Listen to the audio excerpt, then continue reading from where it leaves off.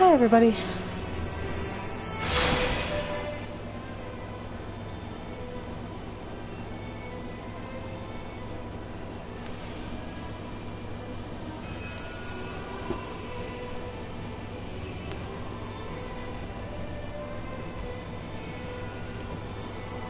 A couple of things I want to pick up in Irithyll first. A couple of things I skipped out on and got teleported out before I could do a little bit of extra exploration. And then, depending on how much time we've got, we'll probably go actually explore Ariandel. Even though I know exactly where all the fires are and I have most of them now.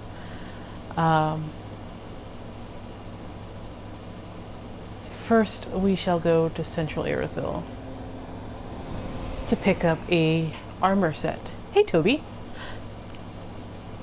Dallaseel. Hey! Hey!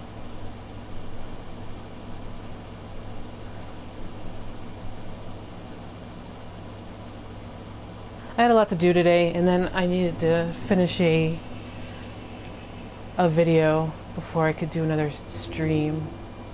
So I did that.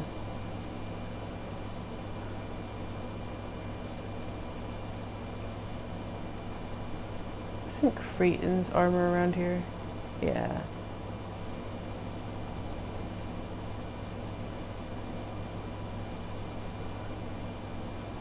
So that's one. Next thing we need to do is get the ring by Pontiff's room.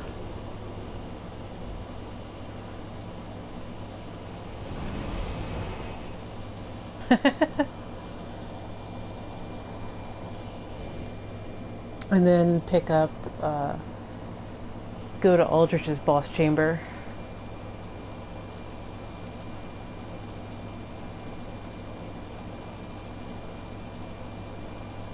I just wanted to play.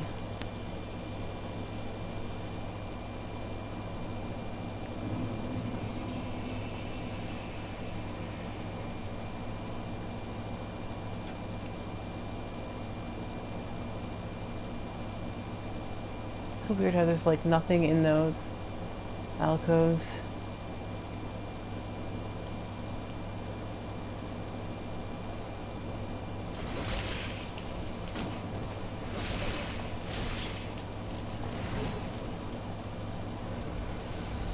Let me see if I can. I'm so late. Or he's just really deceptive. This is just me trying to be fancy.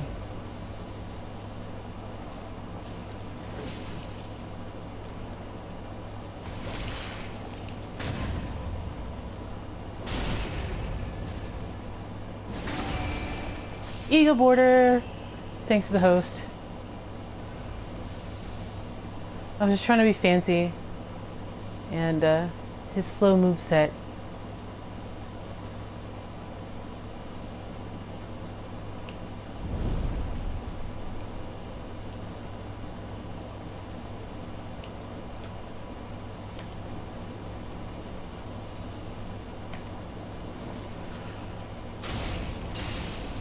Well, I guess not.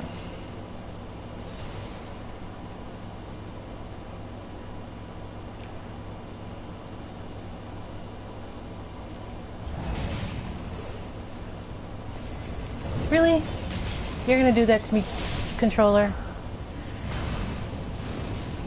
Alright.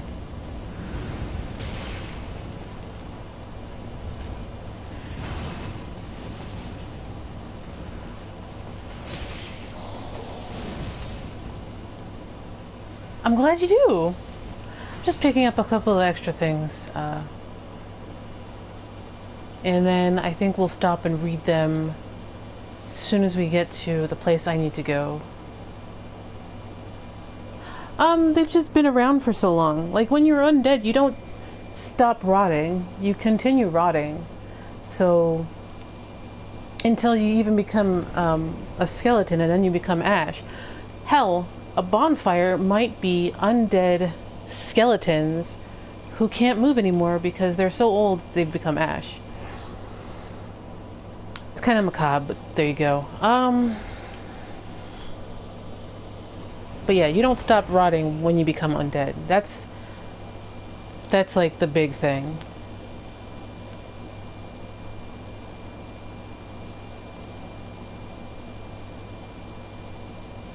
Which is probably why necromancy even works.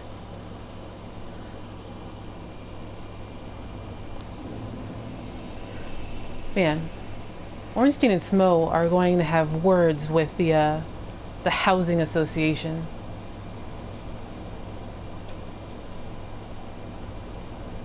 Hey, Hunter.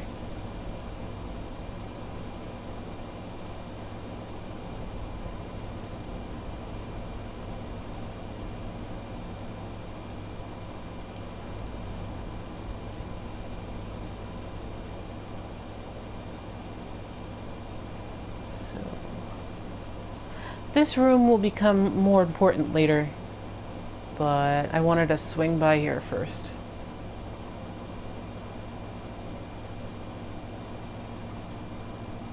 Everything has aged. Instead of a lower vessel, you get the Sun Princess ring. So, the couple of rings that we did pick up. Let's see here. Sun Princess ring. Ring associated with Guinevere, Princess of Sunlight and eldest daughter of Gwyn, the First Lord. The ring is vaguely warm, like a beam of sunlight, and gradually restores HP. Not a whole lot of things are described as vaguely warm. Mostly they are crowns that are described as vaguely warm. And it's just to say that they have a bit of power in them.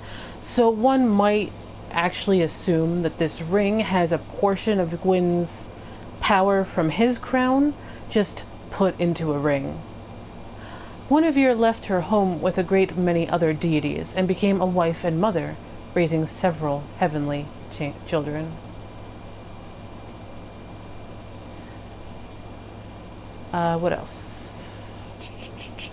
Down here. Ring of the Sun's Firstborn, which is, it kind of looks like a wedding band. There you go. Ring of the Sun's Firstborn, who inherited the light of Gwyn, the First Lord, greatly boosts miracles. The Sun's Firstborn was once a god of war until he was stripped of his stature as punishment for his foolishness. No wonder his very name has slipped from the annals of history.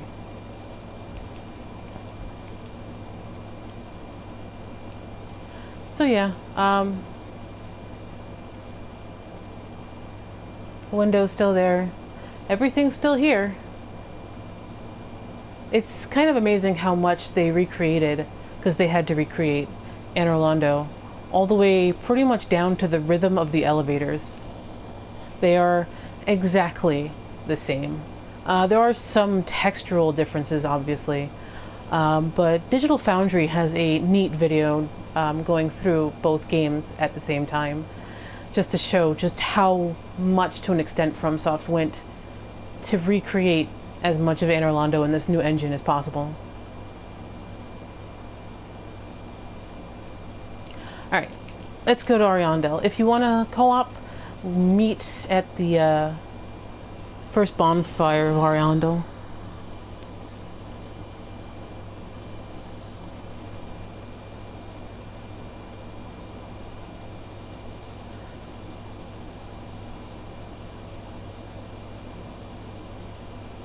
Probably a little bit of both, Delaciel. Like, the power of a monarch is the power of Gwyn, essentially, and then he just kind of broke it apart because he was a dumbass. He took it out of his crown and he put it in different places, and probably one of those places is the Sun Princess ring.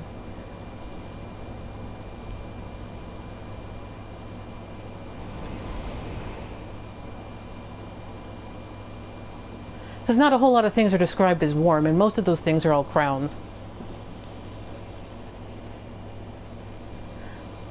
You guys can't even see me. I did a scarecrow, but nobody can see me talk with my hands. It's really sad. Maybe soon.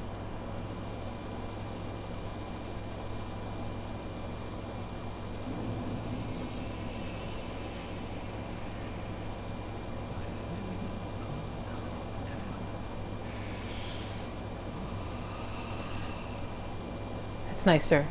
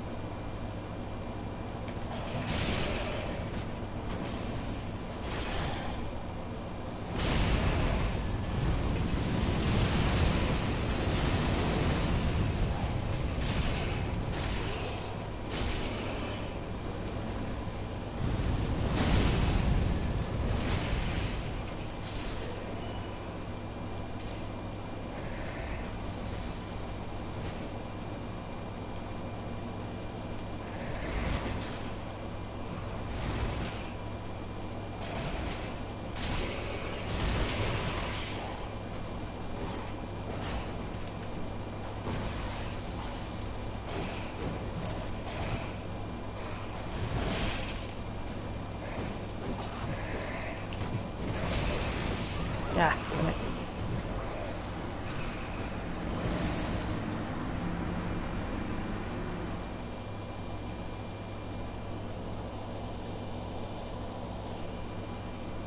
Well, some people want power. Well, most of the people who become monarchs are duped into it. Yeah, F. But most of the people who become monarchs are duped into it. Mostly in Dark Souls 1, you go into it thinking that you're going to like free everybody from the curse and everything's going to be awesome, and no, that doesn't help in like that. And power sometimes is its own reward for some people.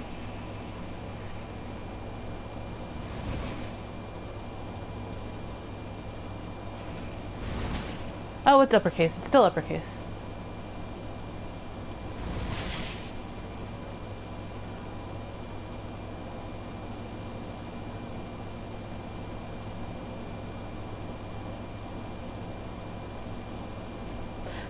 Ally required ahead. Really? Only the mighty may proceed. That guy has a really good range.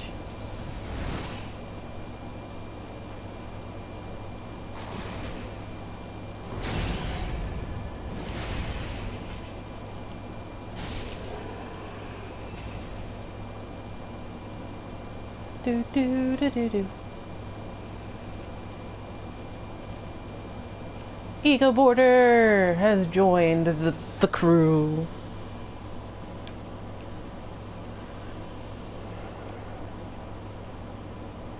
I have cheekbones to the gods.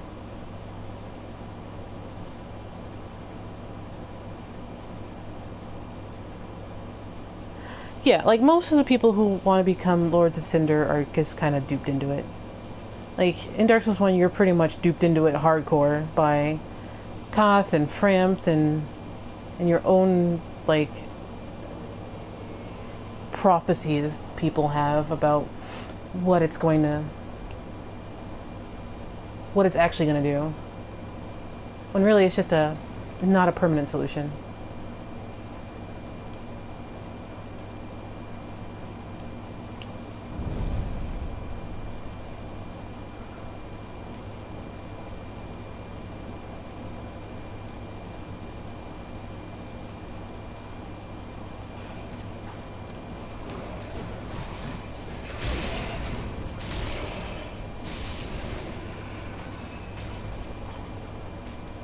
Good. Follower gloves.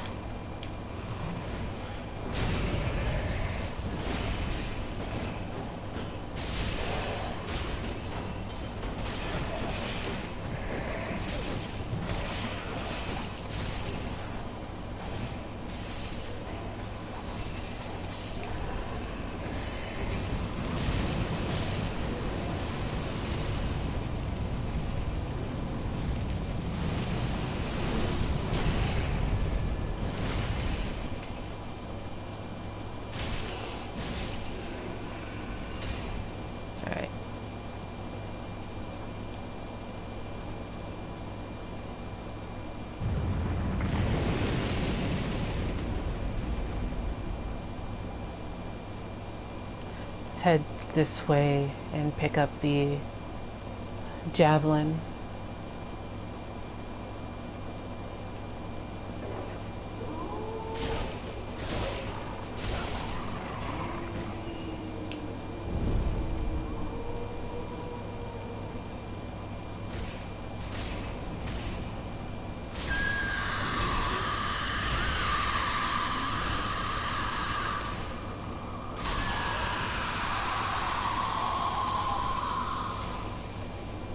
Fire weaponry of any sort will mess with these ladies.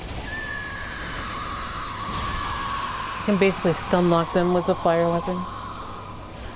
So they're basically, I assume they're witch trees. Of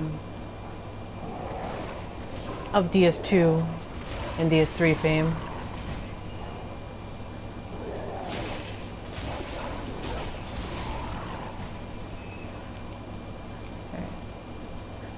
Rip for the doggos.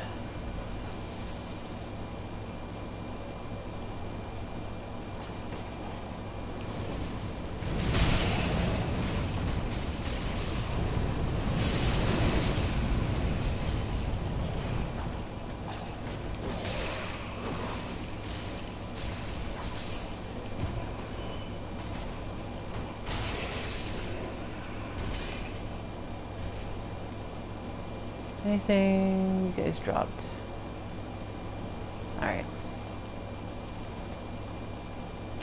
Yeah, for the most part last time I just ran for the Onyx Blade. I didn't explore very much at all.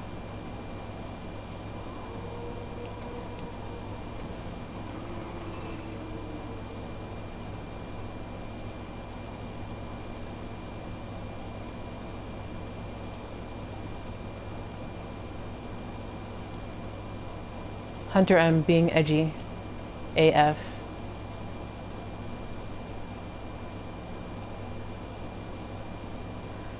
So there is playing the role of Sif in Dark Souls 3.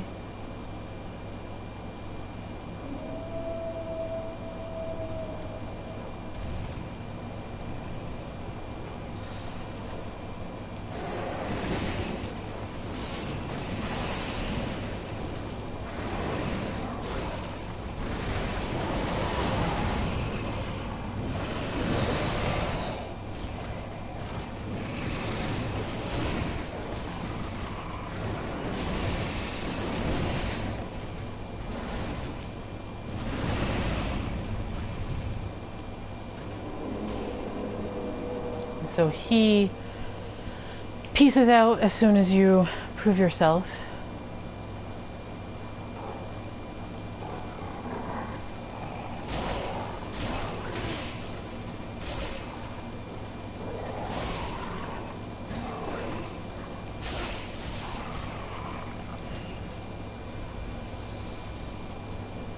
Huh, they have moss fruit.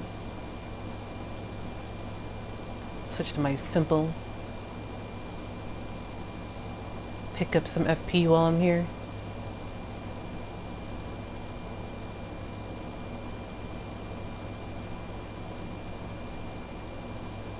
So this place you can basically skip almost entirely. It is Millwood Night Haven.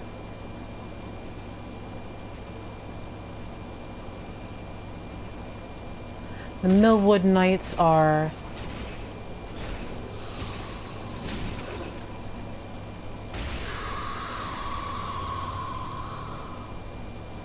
probably the basis for the Elusive golems.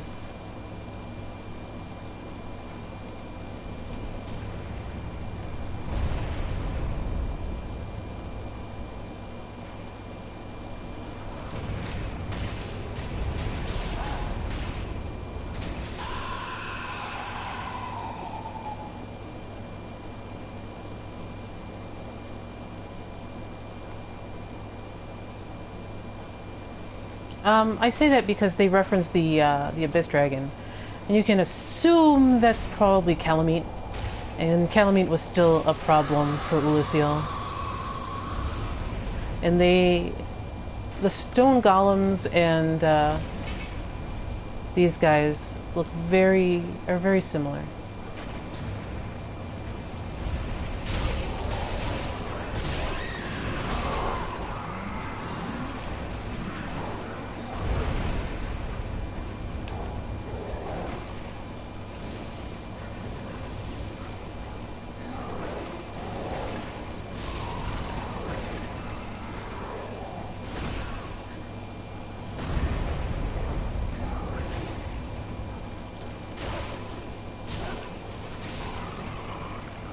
Yeah, like, it's hard to explain, but they don't talk about an Abyss Dragon other than maybe even Dark Eater Madir, but the obvious Abyss Dragon is probably Calamite, so...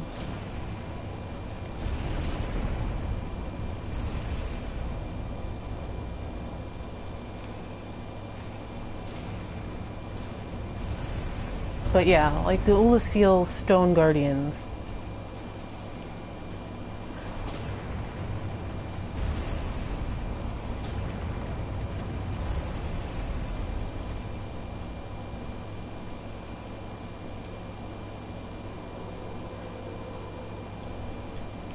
It's fun to think about, but I don't know. It seems a little too divorced. But there's not a whole lot they talk about in regards to an Abyss Dragon.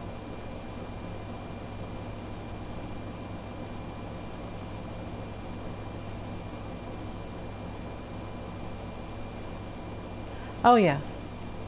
It's like, it doesn't mean anything? Well, let's make it mean a thing.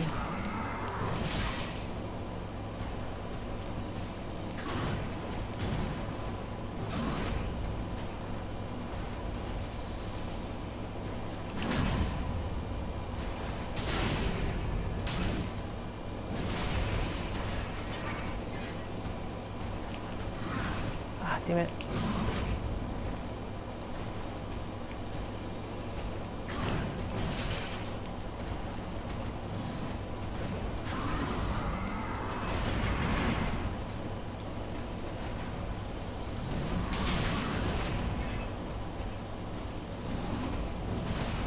It's that war cry active. Nope.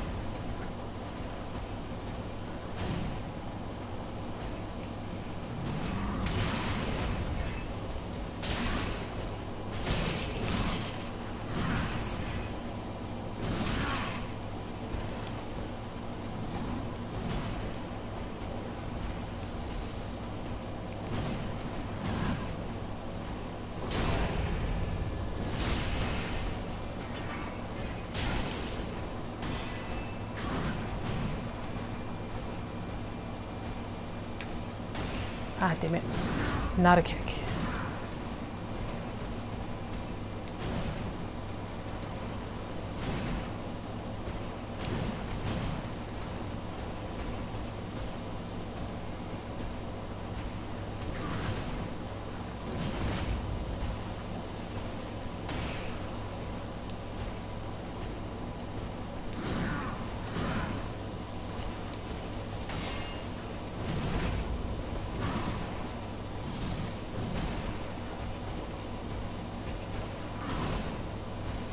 I really don't have any Estus to be dealing with this, but yeah, there, I'm dead.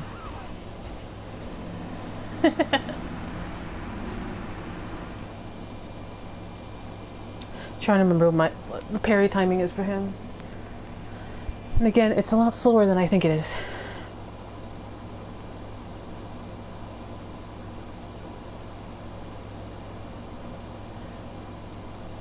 Abyss Dragon Svelka. Oh, and yeah, that's possibly true. Like, who knows?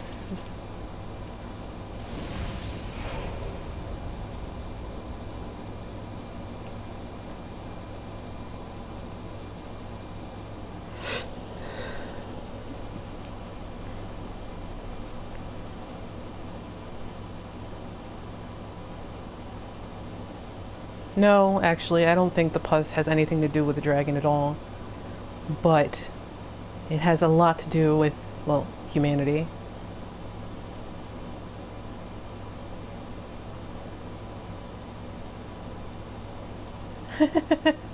With the sunglasses.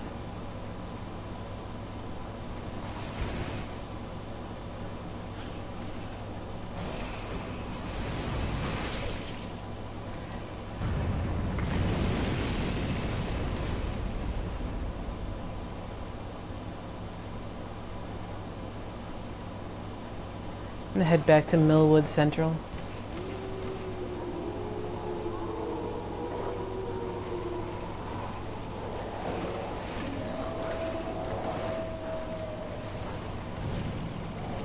Didn't I already fight you?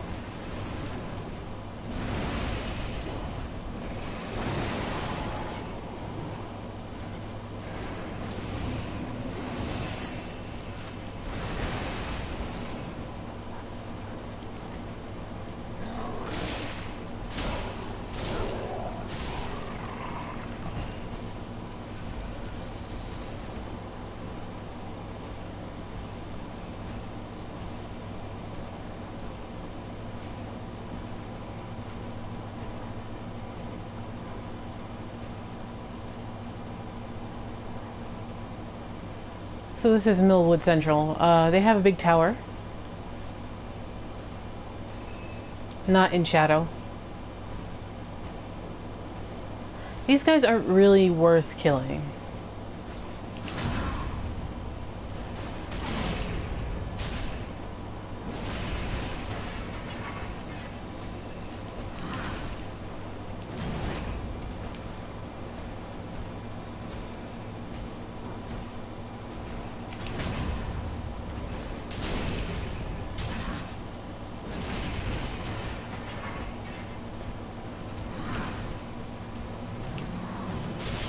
Damn it. Yeah. It's, no, they only have, like, large Titanite shards. They just drop them. I'm way too squishy to be taking them on toe-to-toe. Plus, I think I'm only a +6 Onyx Blade right now.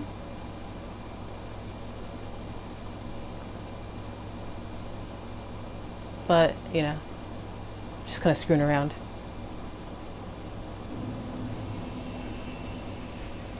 I'm gonna make it there and then Ember. Unless anybody's here. I guess I should Ember now.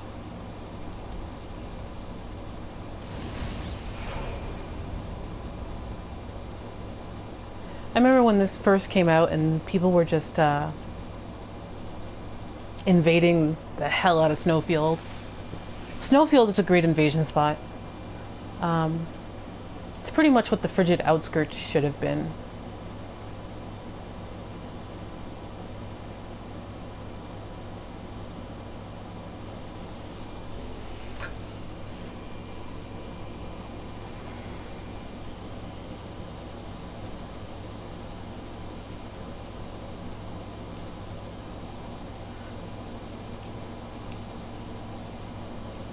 There's Eco Border.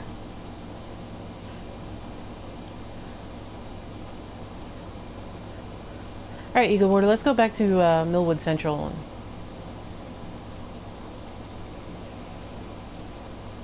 Or I'll just follow you.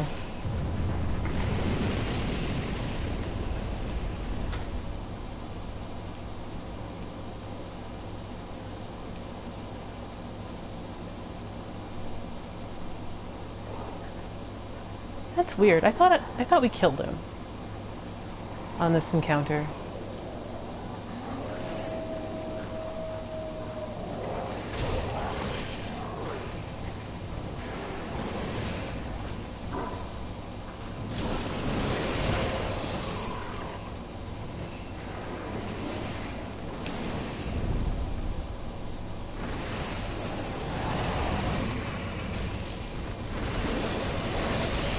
Damn.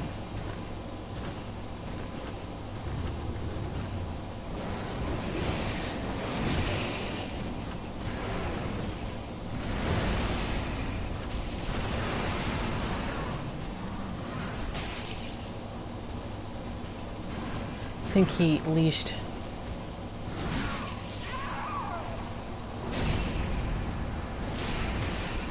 Sorry, Eagle Border. Frig. Hell.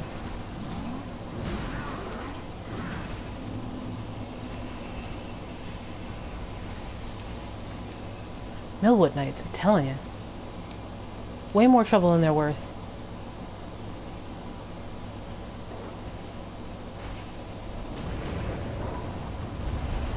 What I really wanted was to come up here. Get some umbral ash and some items. He's a weary warrior. He sat down and didn't move anymore.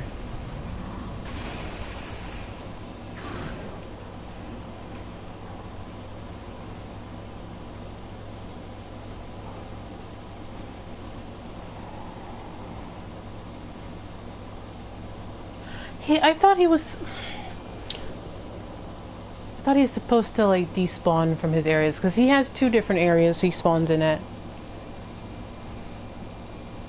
And then he's done until you hit him for his boss fight.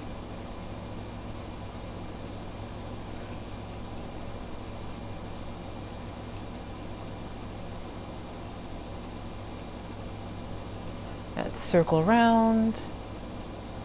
Let's come around this way.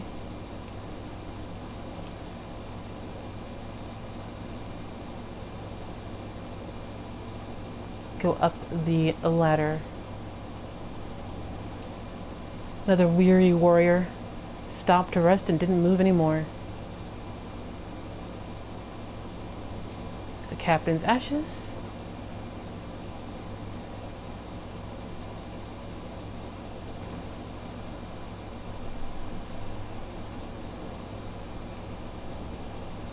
Millwood Battle Axe. Alright, so while we have a moment,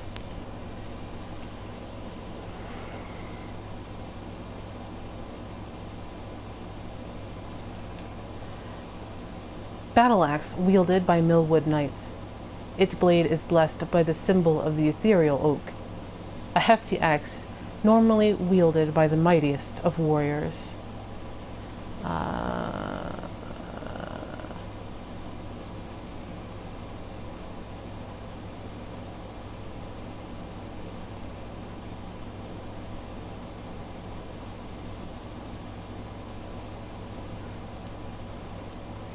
Umbral Ash of the Captain of the Millwood Knights.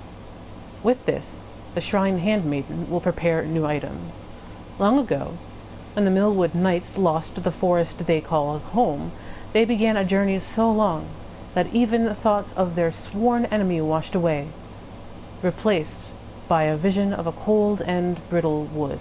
And he looks like he's holding a white branch.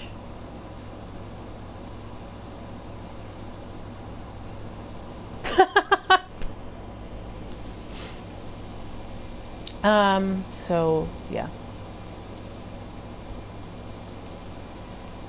Gosh, let's not talk about other personalities.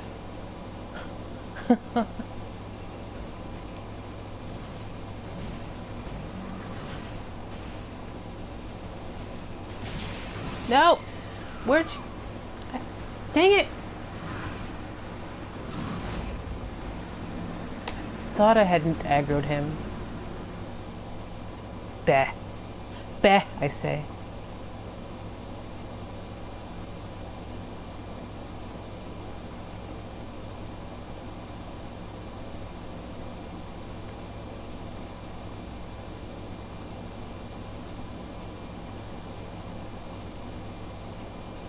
So they've been around and they wandered about and they ended up here in the painting. They had a special oak that got destroyed.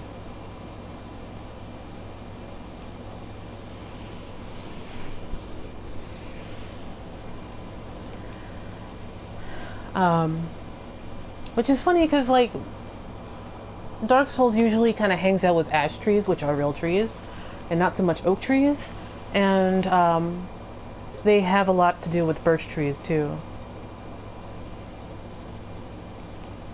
Yep, we're kind of... I ran through to get the onyx blade, and now we're just kind of exploring it. Yeah, Ulasil wood is birch. There's oak. There's ash trees. What else? What's interesting is they don't have what's that Voldemort's wand is made out of? Yeah. Just checking for another name. Alright, let's go. It's hard to see names. So, kind of interesting. Although, these guys have a lot to do with the Woods of Farron and are probably Proto-Abyss Watchers, too.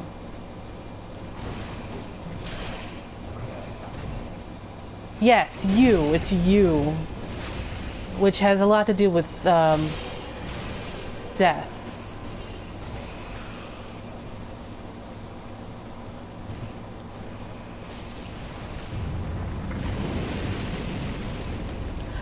I know in Harry Potter, wood has a lot to do with meaning and stuff too. But I'm not sure if Dark Souls has ever used wood's significance.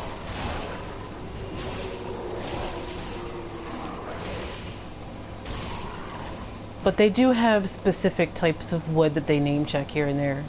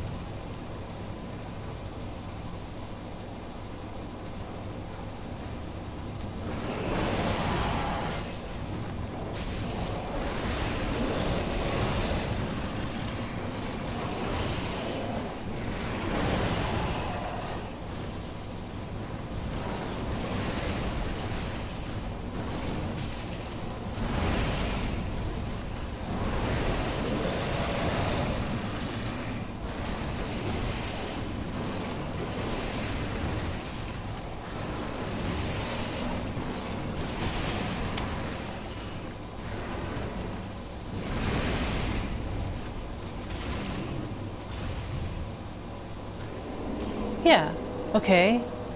Maybe we never did defeat him. Because you're supposed to get large Titanite shards when you defeat him, and then you're done there.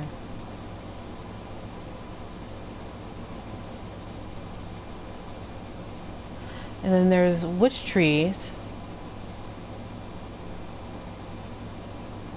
Yeah, this is just black flame. It's supposed to enwreath the same flame that, and it's also supposed to hint at the third phase of Frida, too.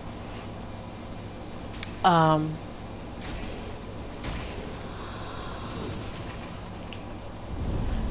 it's also supporting my claim that humanity is a flame unto itself.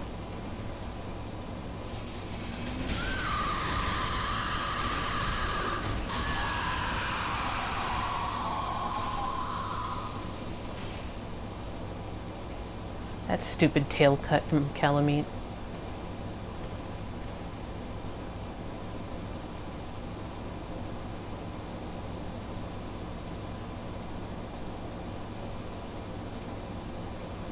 Hated that tail cut. That tail cut. Calamite was easy. The tail cut was hard.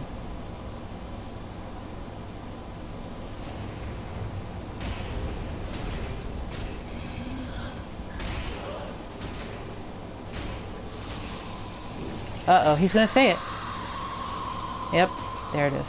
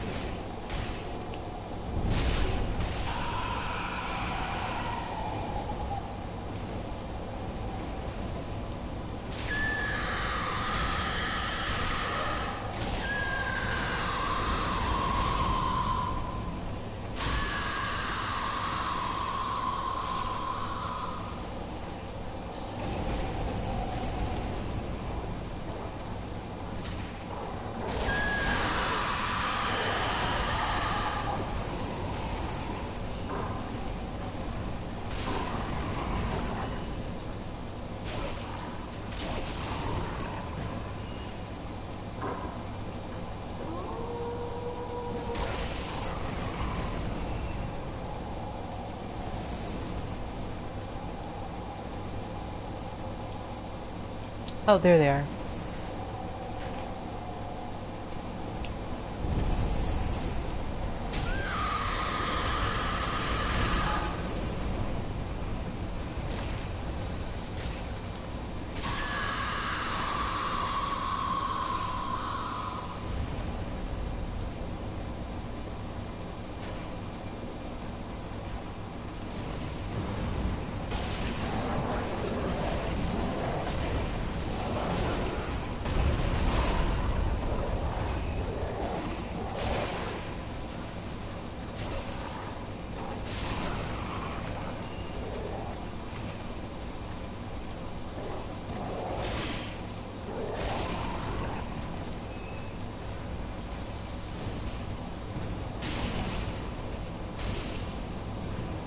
Wow, they must have some serious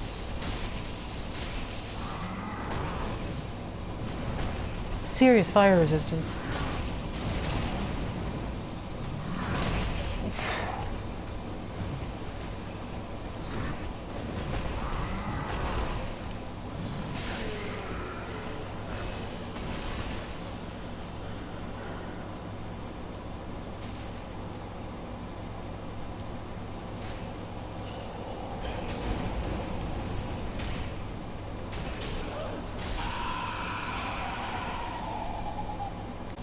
Alright, let's go grab the item.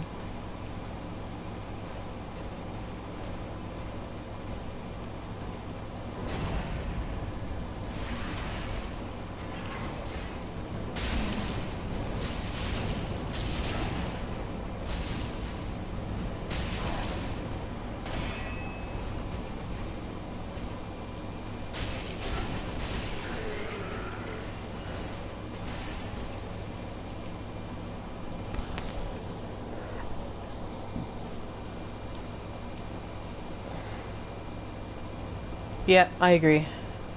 There's a thing here too. Shard.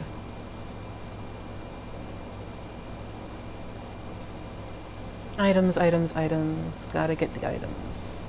Heavy gem. Which is probably from one of the Millwood Knights.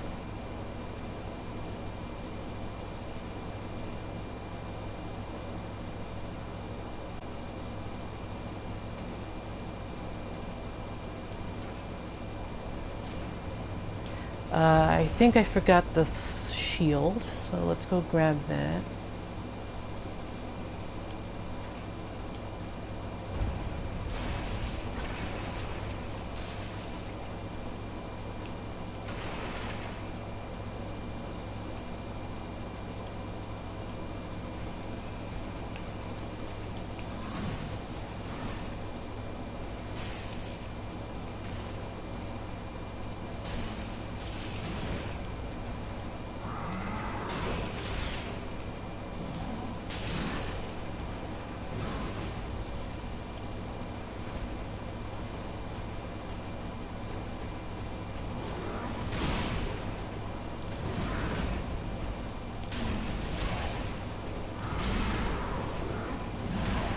Poor Delaciel.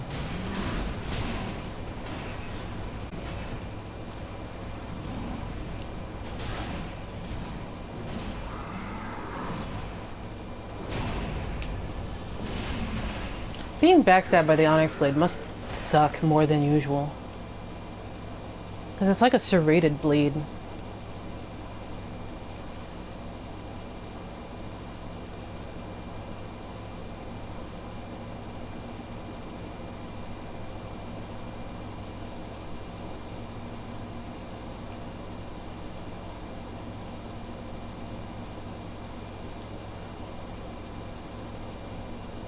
Lordran. Yeah. Lordran? You serious?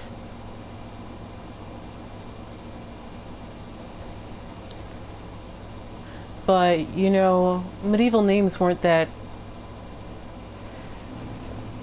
very, shall we say, just what I wanted to come back and get.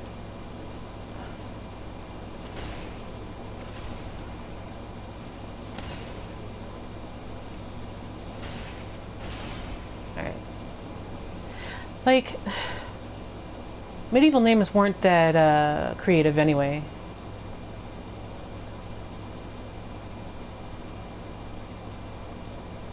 Alright, so we're done with the tower. We have basically everything the Millwoods are going to drop. You can see the main event up there. The Millwood is kind of like a parable in Dark Souls 3.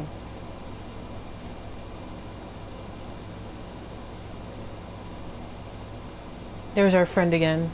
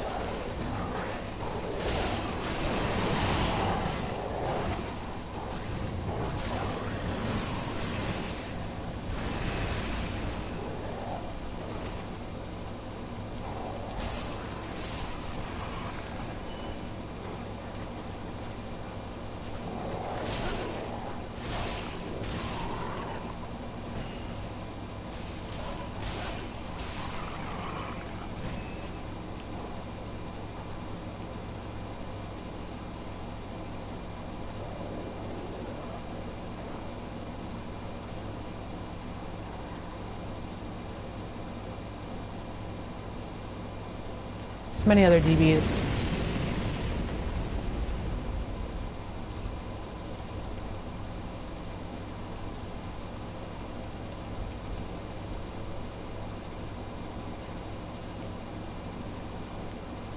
So this is the other side. Which I didn't come last time, because it's not the most direct route. Yeah, seriously. Just give me a sippy juice bar. So it all kind of funnels together over here.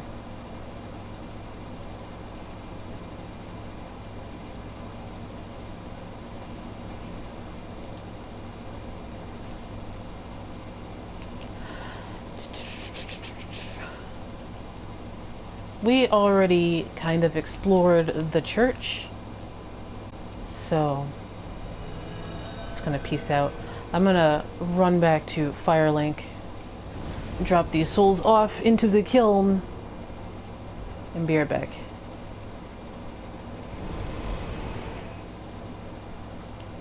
So, Millwood Knights. What do you guys think about the Millwood Knights?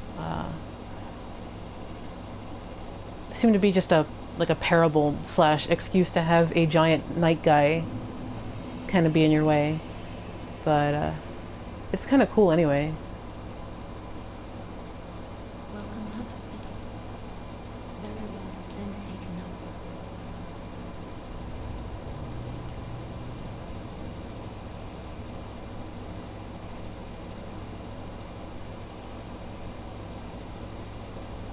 I am feeling a bit squishy.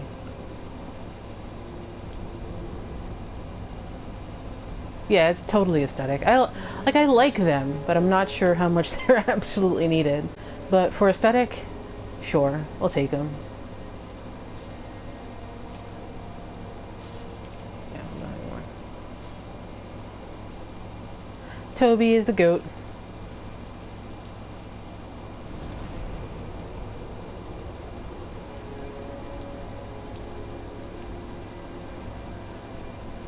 Yeah, I don't.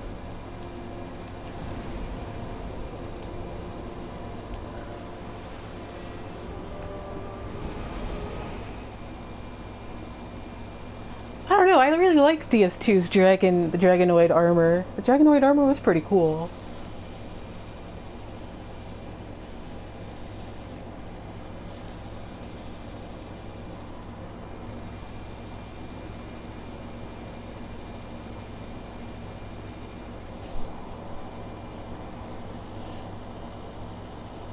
Yeah, well, the Souls universe and the Kingsfield universe, and probably Shadow Tower and Eternal Ring, are not strangers to golems.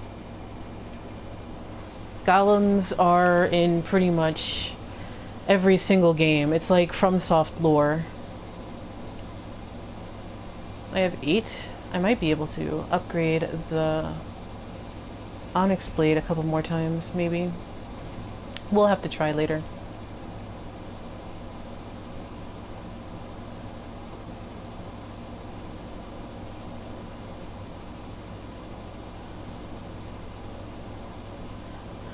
Nice, Toby.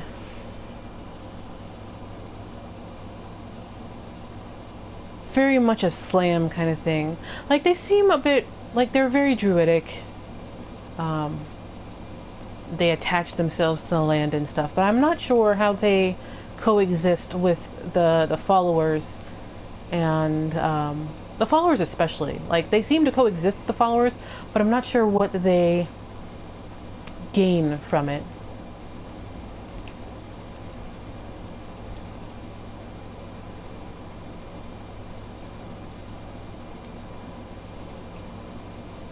Proto patches, yeah.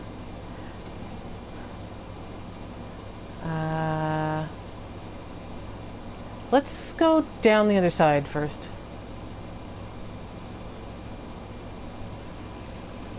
Yeah, neat example of like how of FromSoft's aesthetic.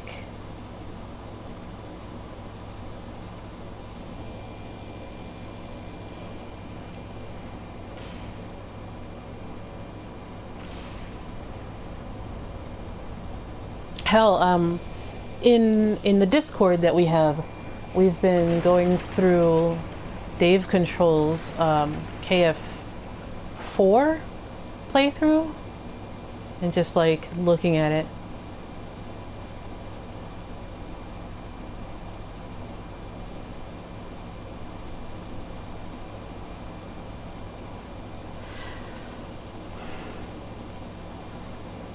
Does the Hollow Killer swords do any extra damage to these guys?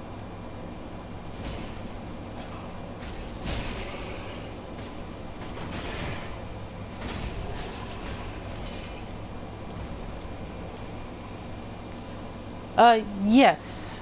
Should be under the social command for Moobot. It's linked on YouTube at the bottom of every YouTube VOD too.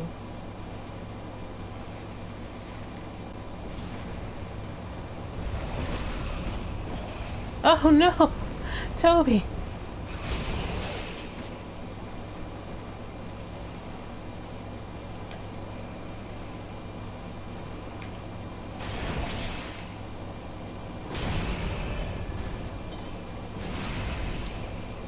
Gravity will always get it.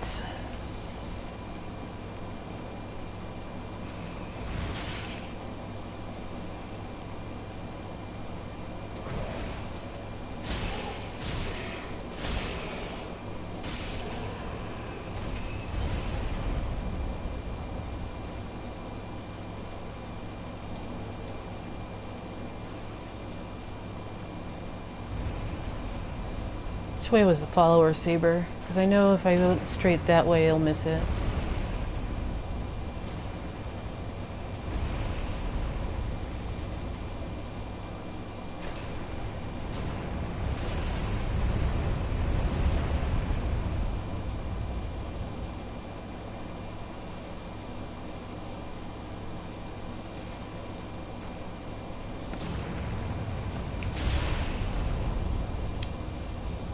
Well, fine. I guess I didn't want the follower saber.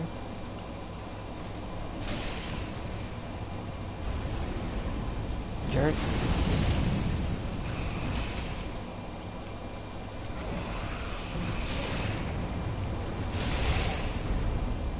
Well, that kills me.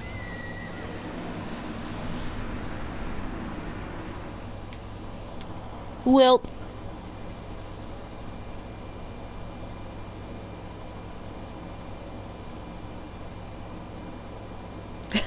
Can't go hollow if you turn into a covetous demon. Then you just kind of flop around.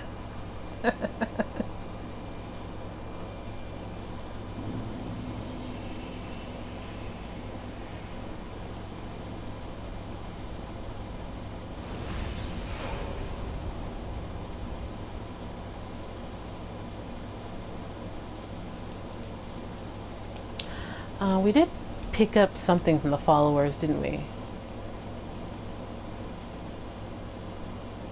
Arms.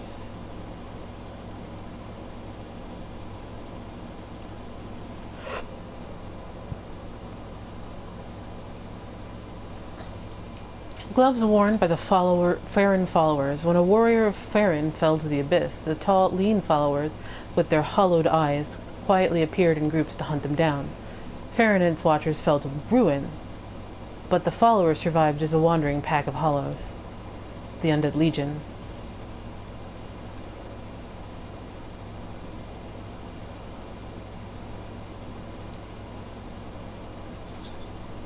Loki. Yeah, just hit commands, exclamation point commands to get Moobot going. I need to update the soul level one though.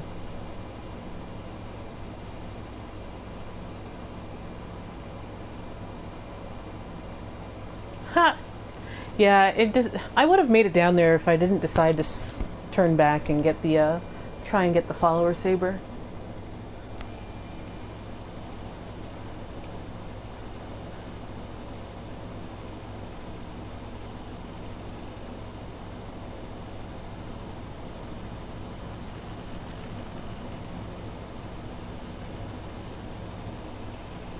Lore, man. Lore.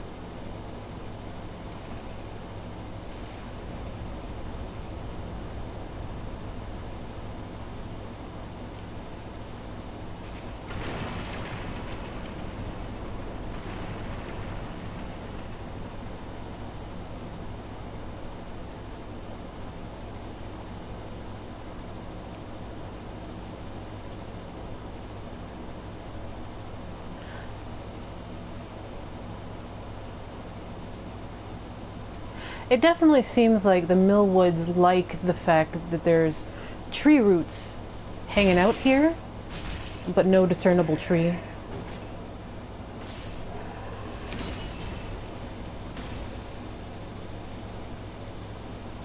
I thought I was going to slip right off the side there.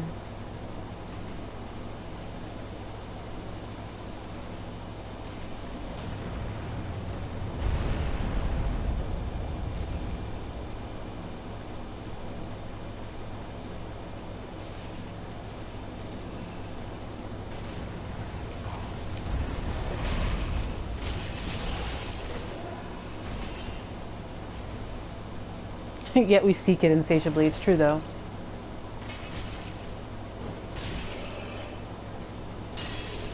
We like talking about the story because, like, there's a lot of it here and there.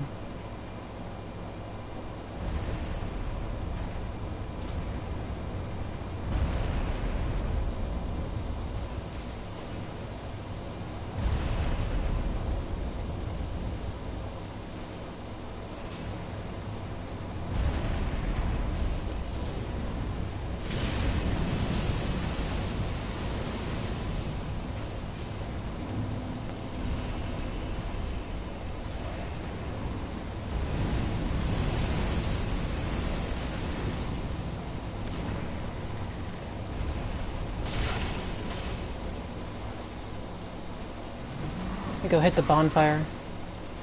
Run from the bad guy. Hit the bonfire.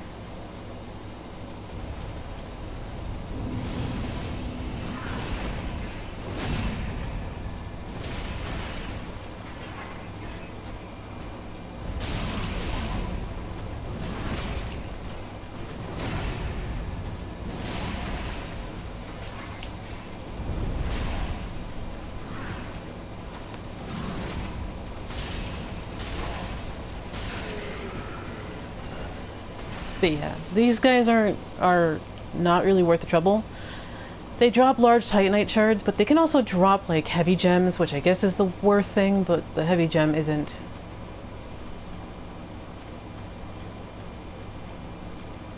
as needful. Let's go attack some crabos.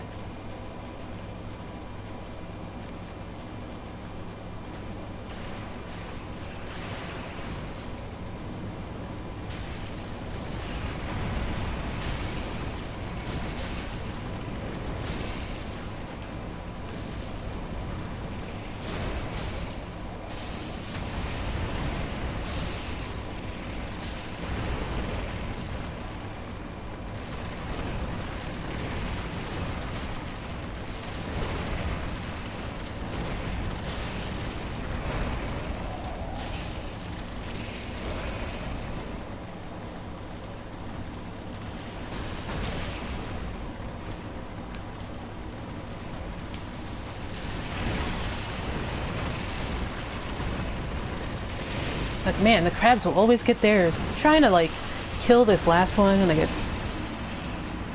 shoved right up against the door. You know, the crabs are just taking revenge for as many times as we've killed them for their delicious crab meats.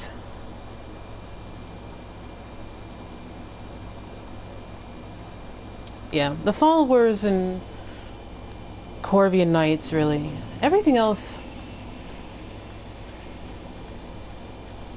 isn't really that worth it.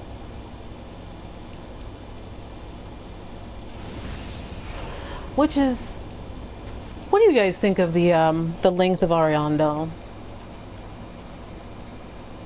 Because, like, I remember when this came out, and still sometimes too, people were like, Ariandel's too short. It's like 2.5 hours if you slow boat it. But then again, so is Shulva. Like, I can get the PvE done in all 3 of those DLCs within 3 hours. Just about the same time.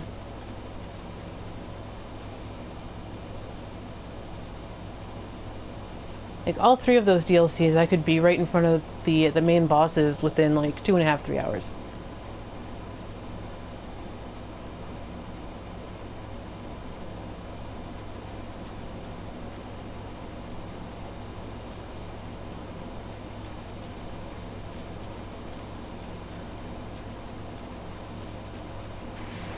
I'm just gonna run by these crabs.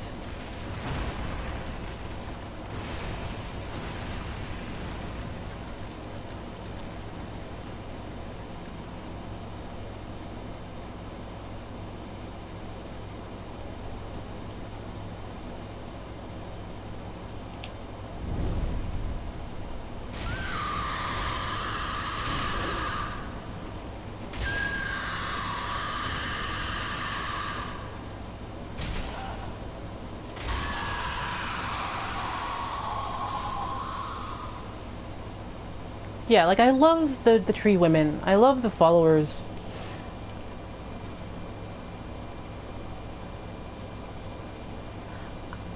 I'll be honest, I laughed at when I saw the Gravetender. I'm like, okay. FromSoft's goofy humor strikes again.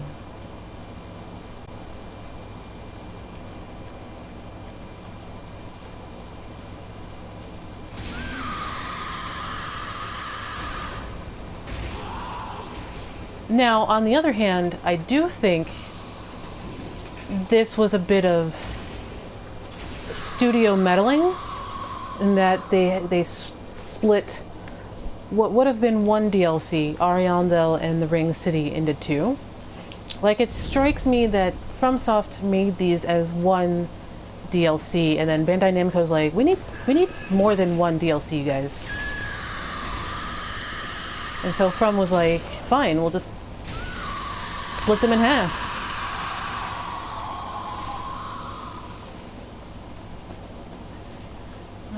Okay.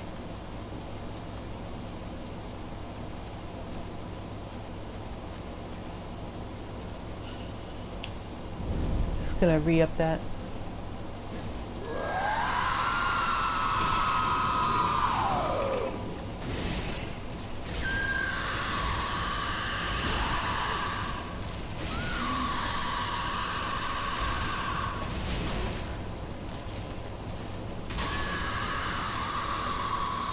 And, like, there was a lot of complaints with the if you've played Broken Age, the sheer amount of time it took between the first act and the second act to return, it soured some people on that. Yeah, so, like, I think maybe Bandai Namco was like, we need 2 DLCs, you guys. And from just split them down the middle.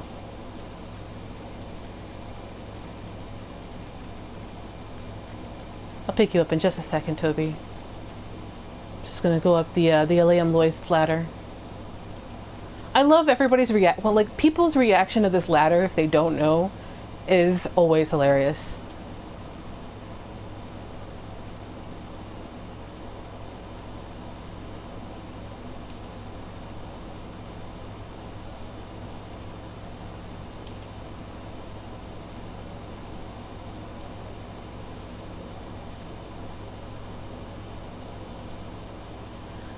SnakeEater. Da da da da da. I don't remember how that song goes. God, it's such a long ladder.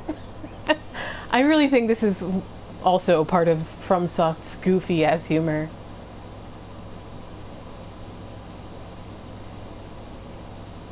Cause they're like, hey, you complained about ladders back in Demon Souls being really slow, so here's a really long ladder. Where did Gilligan fit any of his ladders?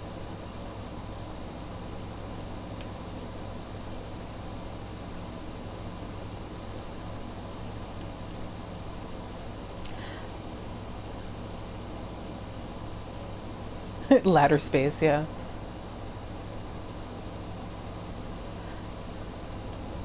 Outer ladder space.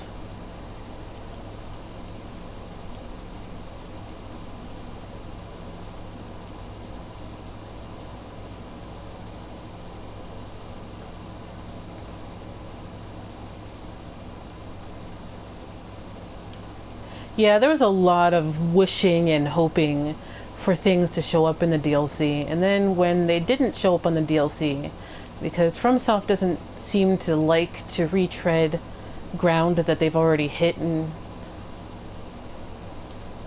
outright, they don't like E&B really wanted Baronique Knights to like show back up and be like, hey, here's some more lore about Baronique Knights, but FromSoft doesn't really seem to like doing that sort of thing. Like, they'll make vague references to it, but they don't... Once they say as much as they want to say, they don't say any more about it. So, now we have both of these sorceries, so let's take a look at them, so we can take them together. Frozen Weapon, one of the spells left behind by the young sorcerer Sulyvahn before leaving the Painted World, imbues right-hand weapon with frost. Sulyvahn was born and raised inside the painting, yet had little use for his frigid homeland, since he had not yet experienced loss. Snap Freeze, one of the spells left behind by the young sorcerer Sulyvahn before leaving the Painted World, creates a cloud of near-freezing mist. Sulyvahn was born and raised inside the painting, yet had little use for his frigid homeland, since he had not yet experienced loss. When I first read these, my jaw dropped. Like, they talk about Sulyvahn more than even Gwyn in the entire freaking franchise. Isn't Frost good now? Like, really good now? Yeah. Sulyvahn is the most fleshed out character in all of Souls. Let me just reset everybody. Like, he has more in his story than even, like, Gwyn.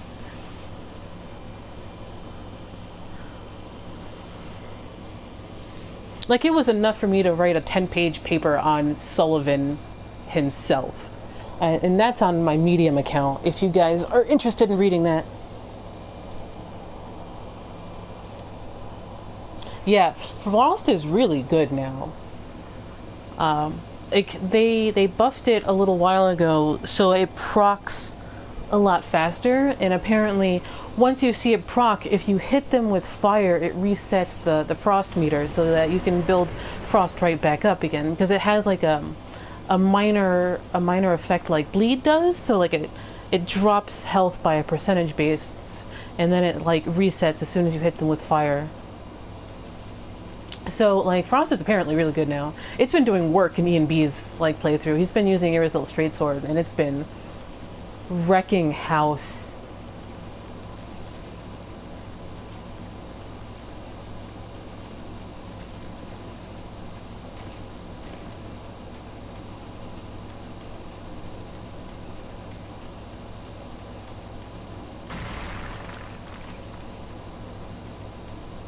Yeah. It got buffed, like stealth buffed a little while ago.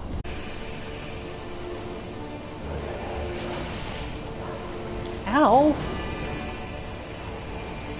That wasn't nice.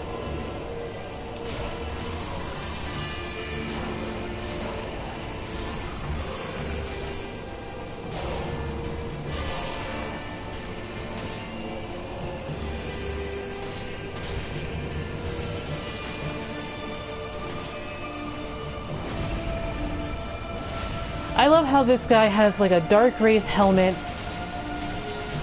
chain. He's like, he did the worst fashion souls imaginable.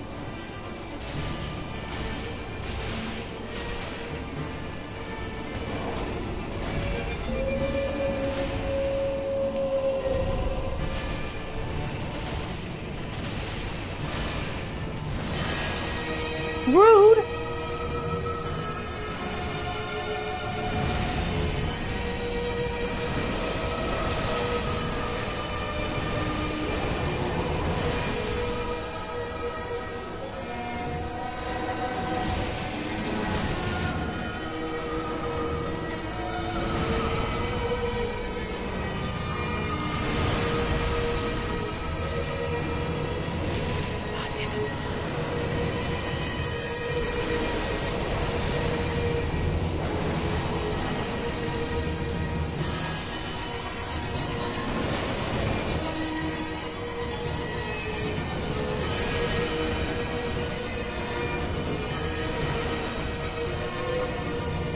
He's just too jumpy.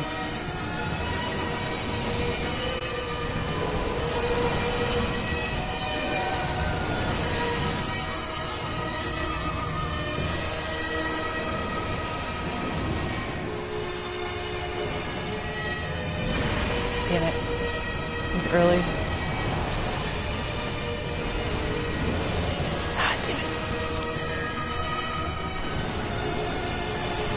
Yeah, the wolf hits like a bullet train. He's the best like Sif like. Like there's always a Sif like. Like I was actually thinking yesterday that there's no spider boss. And I'm like, wait, there's no spider boss in Dark Souls 3. What the heck is this? Why is there no spider boss in Dark Souls 3? Because I was watching Dave Control's LP of Kingsfield 4, and there's a spider boss. It's your first boss.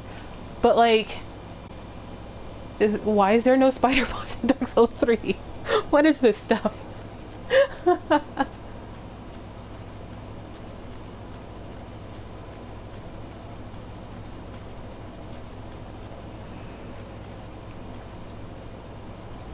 Quelaag. I count Quelaag as the spider boss in Dark Souls 1.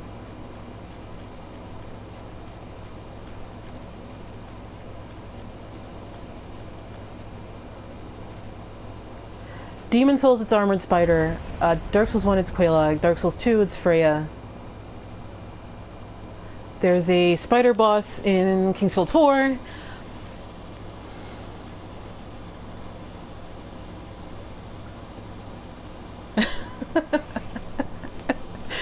There's no spider boss in Dark Souls 3. I'm like, this doggo is like a hardened warrior. How rude. Wait.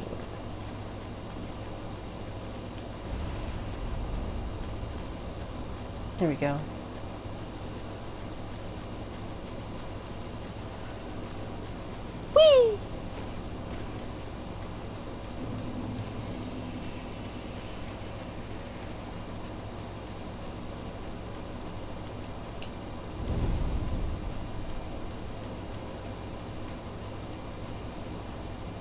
Hey guys.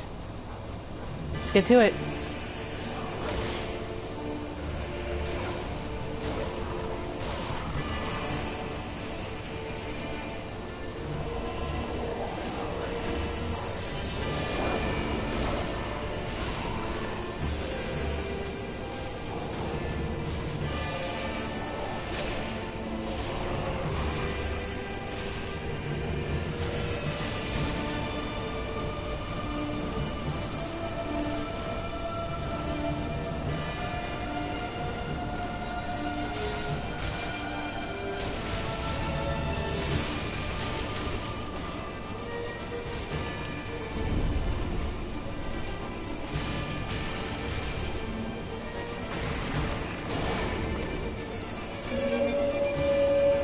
Doggo incoming.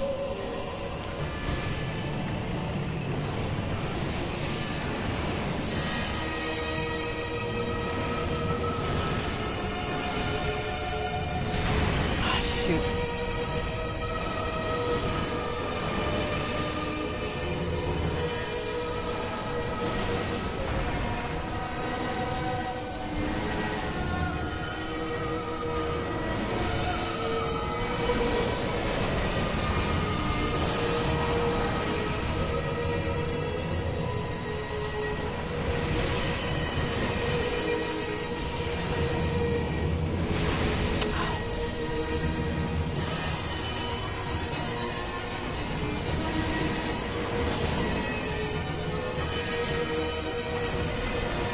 Look at this guy RP walking.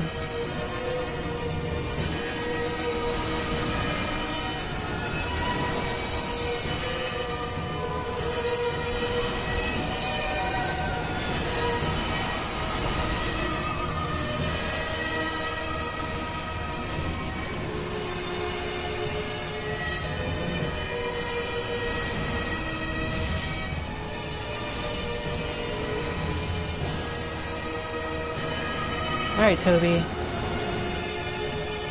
It's just us and Doggo.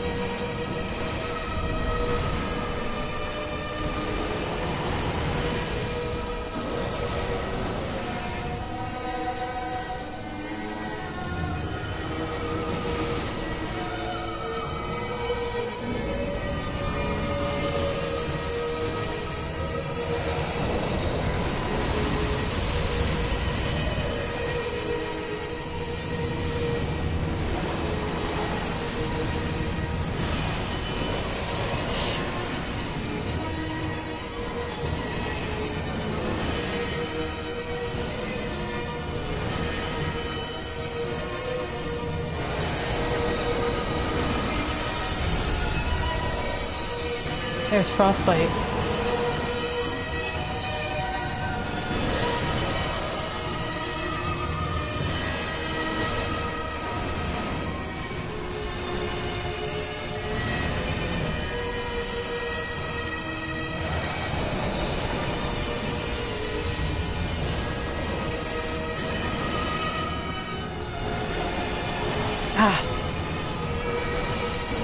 Doggo goes Red Eyes in his second phase. He has 2 phases.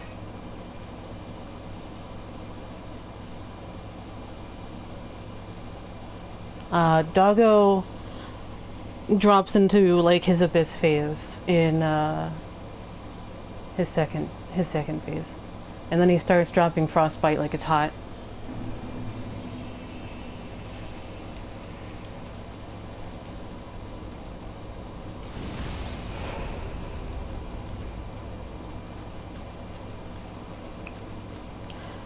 It's just Frostbite wasn't good until just recently, so like people didn't realize how good it can be. Oh my dog. Oh my dog. His dodge timing is usually when you see the wind start like coming around his mouth, that's when you need to start you need to dodge.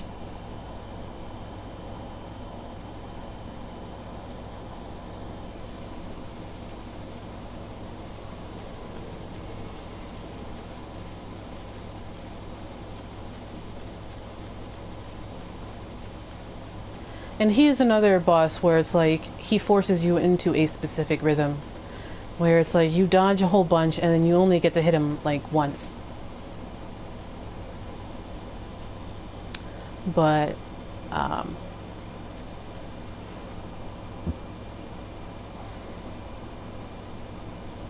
the champion is the wolf, and he's hungry like a wolf. I'm not sorry. Not sorry at all. Jon Snow knows nothing, though. It's true.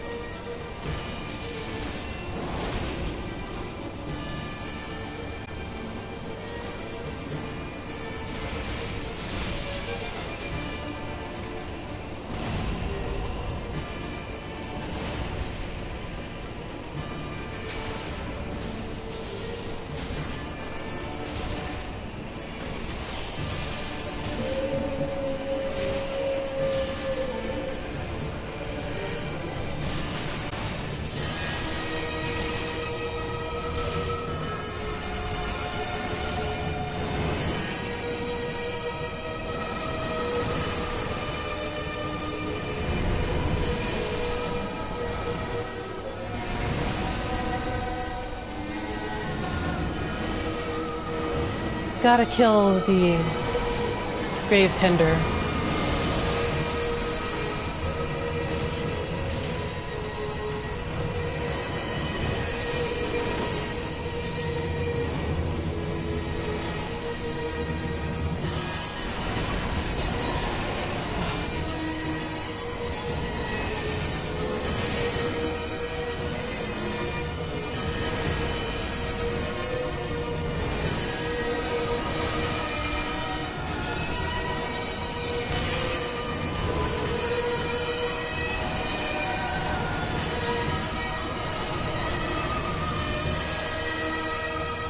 Yeah, like, Onyx Blade's buffed animation is so good. I'll never not feel badass doing that.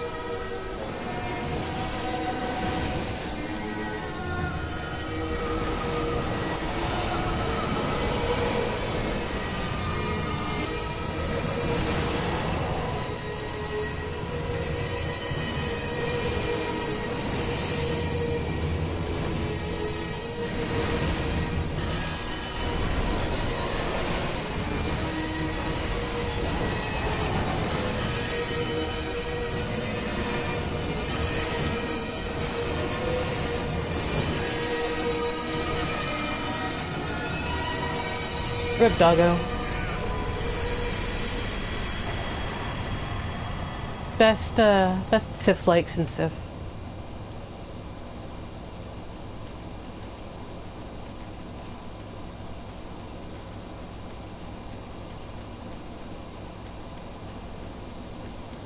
Royal Ret Authority isn't as good. Some things you might not know, but you probably do, because this is like a year since this DLC, is we are fighting beneath the boss arena where you fought Priscilla in Dark Souls 1. It is pretty much right above our heads. And there is an Easter egg there too. Over here, there is a sword and a grave, which obviously he's tending. Could this be a knight? Champion, let there be a blessing. Seems familiar. Like, people taking the Sith comparison, probably maybe a little far, but,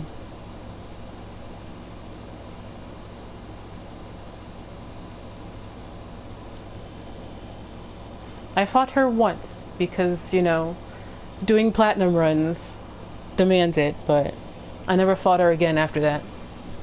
It was just like, tip hat, run away. That's like a claymore or something. It's freaking huge.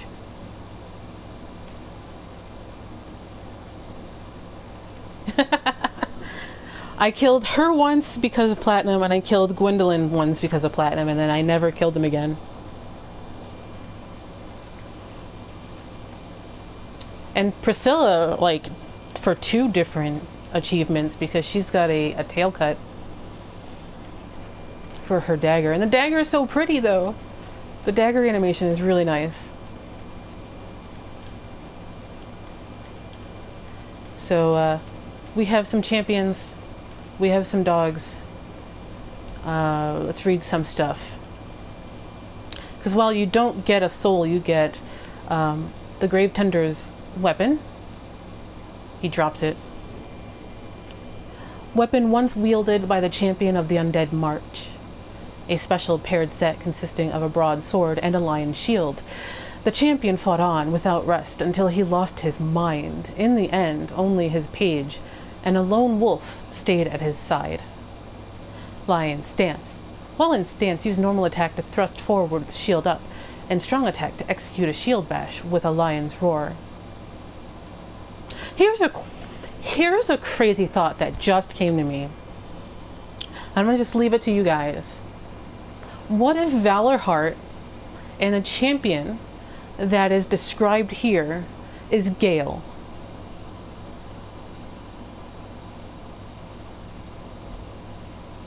So what if Gael is the champion described in Valorheart, which would make this Gael's gravestone, kinda, sorta?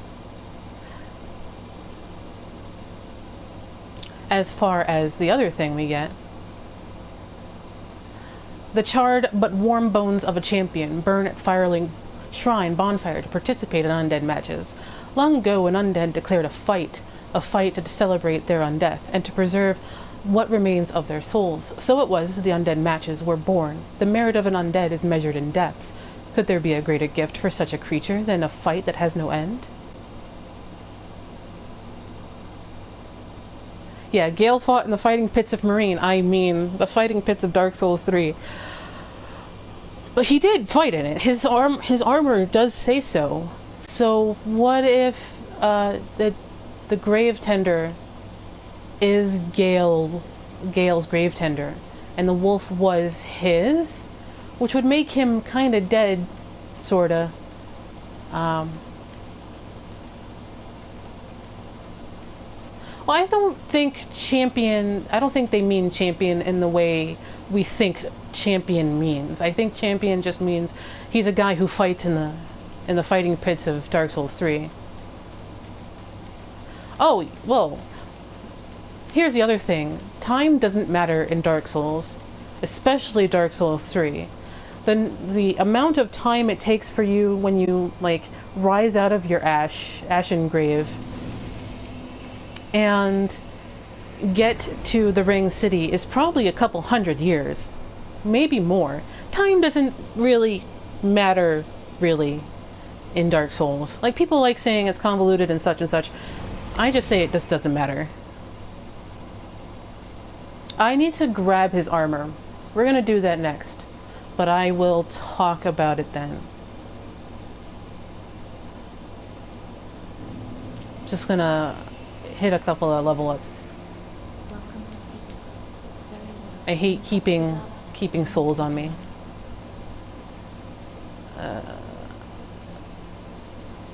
Is that it? I'm gonna have to pop some soul packets. Yeah, we're going to the Corvian settlement. Um,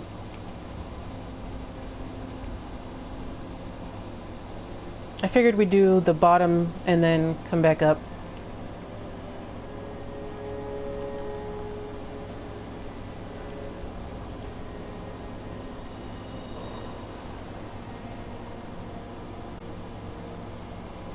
Yeah, like, time is a flat circle in Dark Souls, and it also just doesn't matter.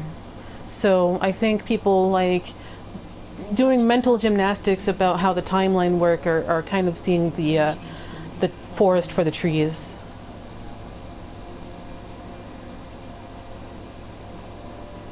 Alright, 67.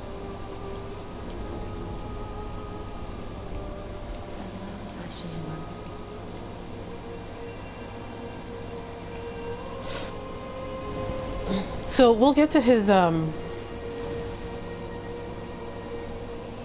armor soon.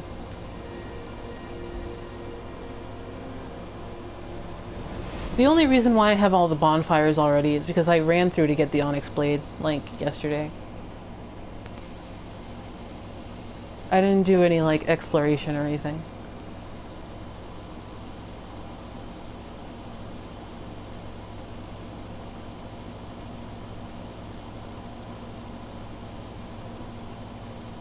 So, Sir Vilhelm's already gone.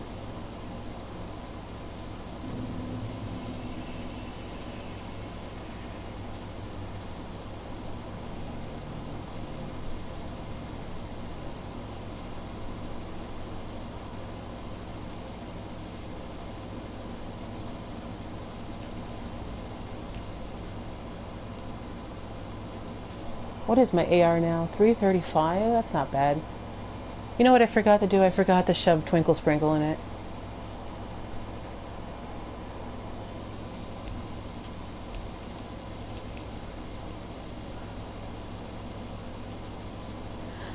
Yeah, I just parried him twice and then smacked him a couple times and he was done.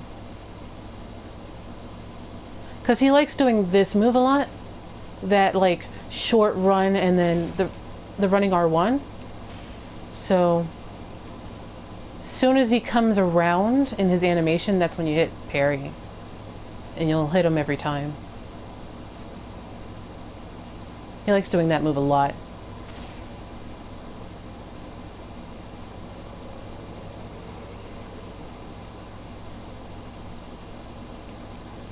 Yay! So fat! So plump!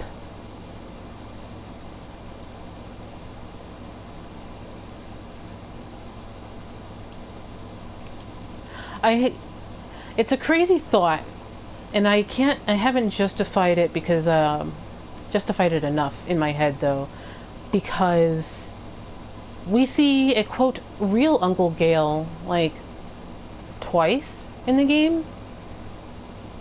Once when he sends us in here, and the other time when we fight him, but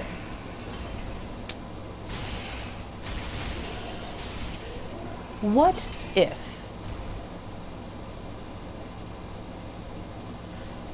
Whee!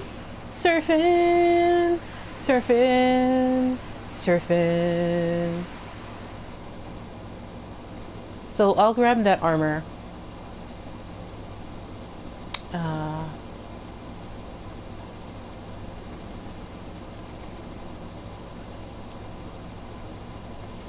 What is this, the plot of Star Wars? Turns out the villain was my dad.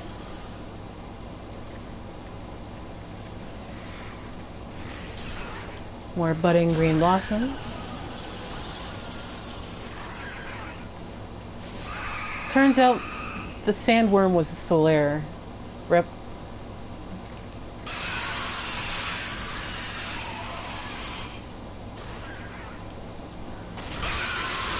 You die out of hand.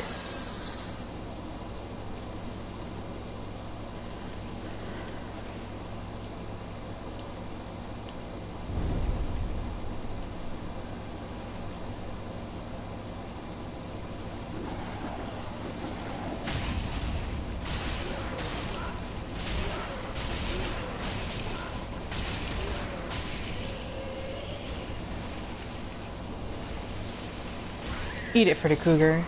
Now imagine that all of the enemies who disappear are actually just ash, and therefore memory. Like, they're a memory, but they're not real, they never were. So we've already talked to this guy, I think. Yeah, this is his.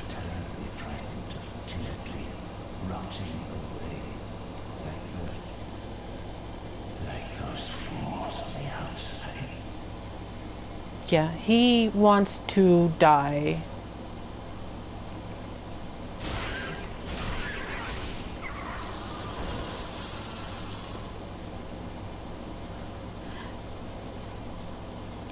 Yeah, like, it's fun to speculate.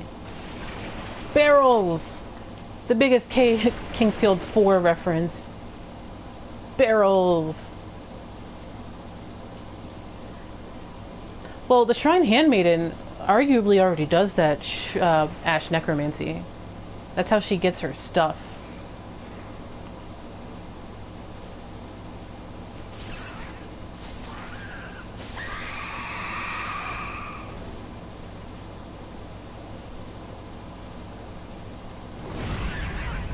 These poor guys. They're just timidly walking towards the Corvian Knight, trying to get dead.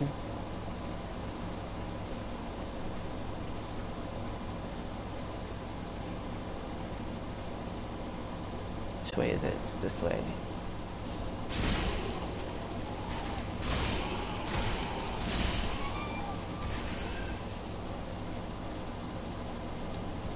Another simple gem.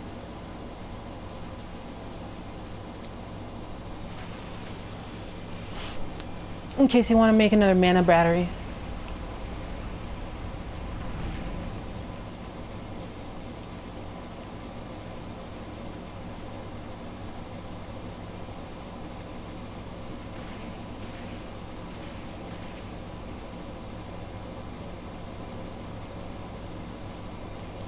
It's like the Corvians' biggest tragedy here is that they've been robbed of the dignity of death. Yeah, I usually just infuse my shield with simple so that it can regen my FP passively. So I don't have to rely too much on Ashen Estus.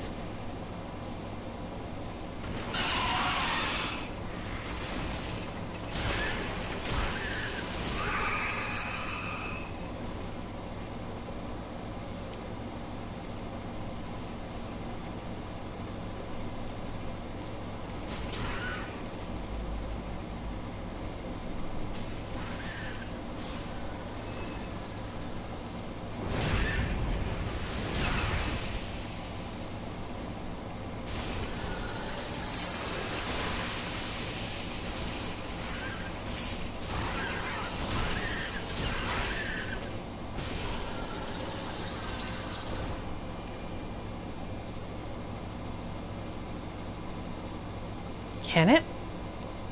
I don't remember. Like, I usually use a small shield because parries. So I usually just throw like a simple gem on its on my parry tool and just leave it alone. Some people also infuse their parry tool with Blessed if they want to just have passive HP regen. But I like using my weapon art, so.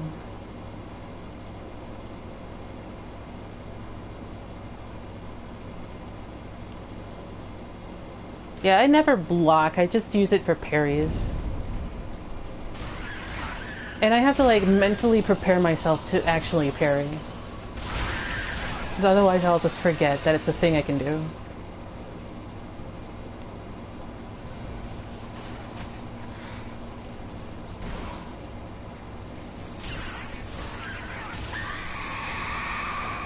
No, not this way. We have to go around a little bit further up.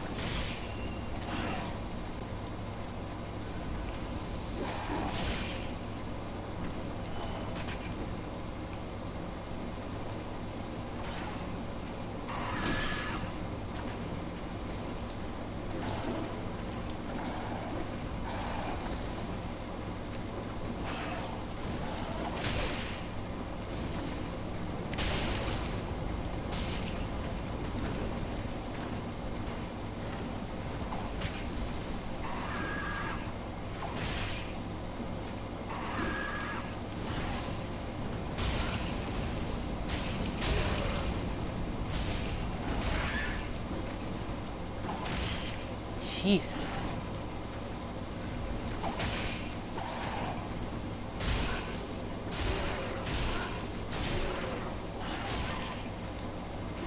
Ah, damn it.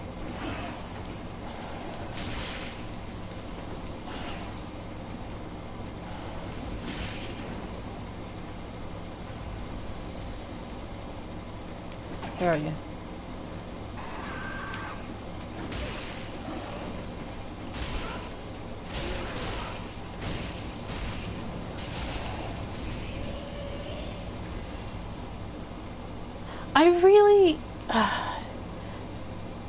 I really like them, but I also agree. Like, I'm torn. Like, I really like their ideas and how, like, freaking Street Fighter 7 they are. But, like, they're too much of a Voldo.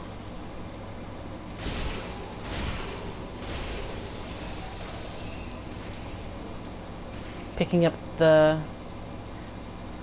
We're almost done within the village itself anyway. Just have to open up the shortcut, the rest of the shortcuts. It doesn't matter.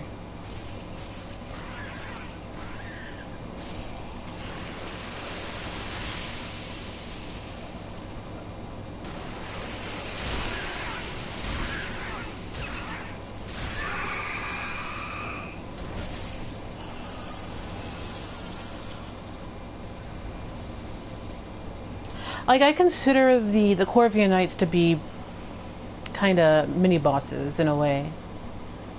And so, like, because there's not... Like, you're not going to get hit by, like, 5 of them. At most, you're going to get hit by 2 at once. And that's about it. So, in that case, they're pretty much like a mini-boss.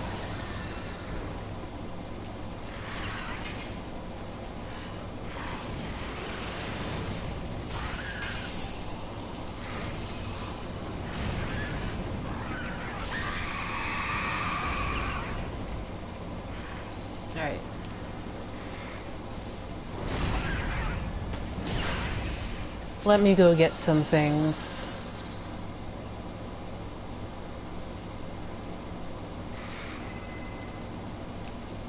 Should be something over here. That was rude. That's still rude.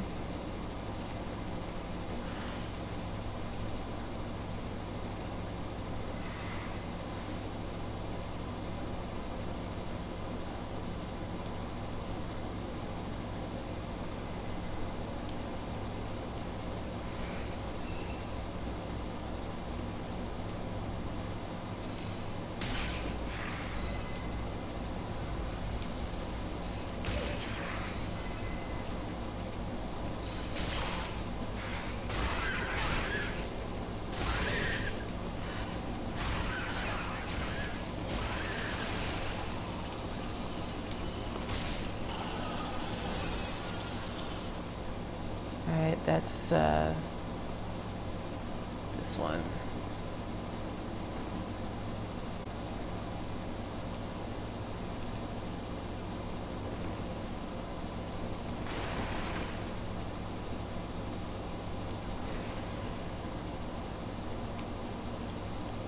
Like, that shortcut is just so that you can get around the Corvian Knight mini-boss.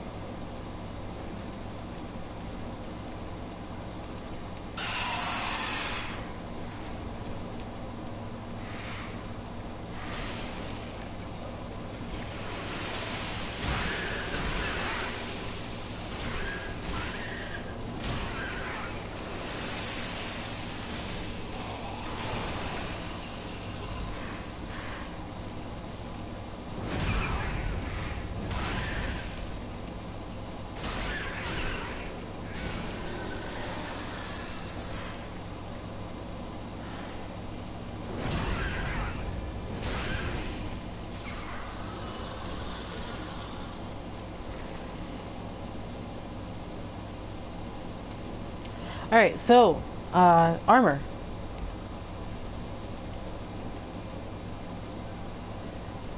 Starting with the hood. A cloth hood issued to slave knights, colored red, to vibrantly signify their stature, which is the complete opposite color on the color wheel to the blue of the cleric set. Long ago, only the undead served as slave knights, warriors used as fodder in the bleakest of battles.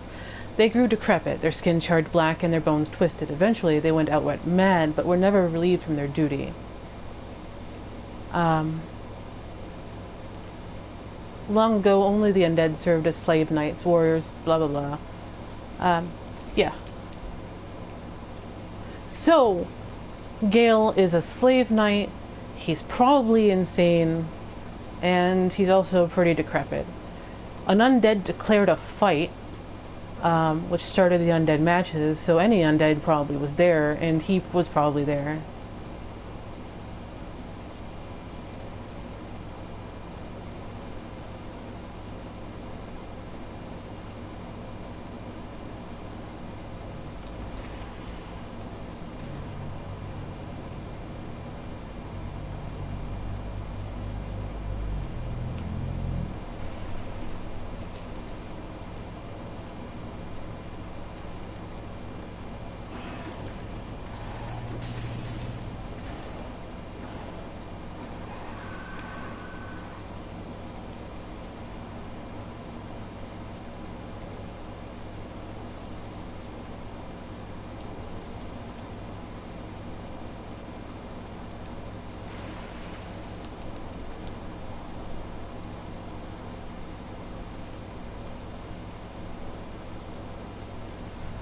Wait, Toby! Get safe! Ah, where'd you go?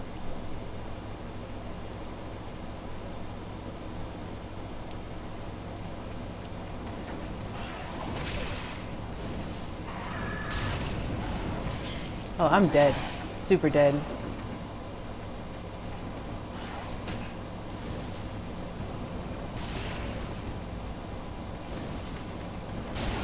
I don't do crap damage to this Corvian Knight.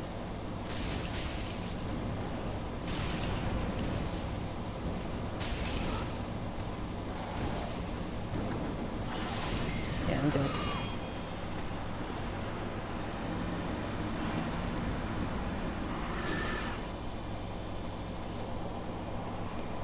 But I did get the items from the chapel, so it's fine, Toby. I will meet you at the bonfire after the painter.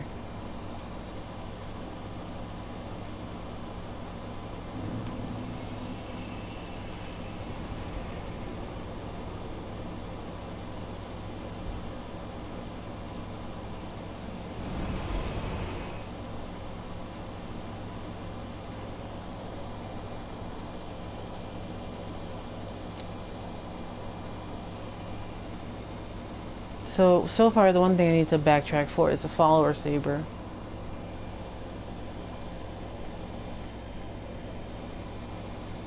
Well, the thing is with Gael is we also know, like, lots of time has passed since he met us to when we meet him again, because he's grown way more swole. He's figured out how to force summon himself to you. He's figured out a whole bunch of things. His executioner's sword has broken, and he's readjusted to how he fights with the thing. He's made a repeating crossbow. Dude has been busy and productive in the few hundred years since we last saw him.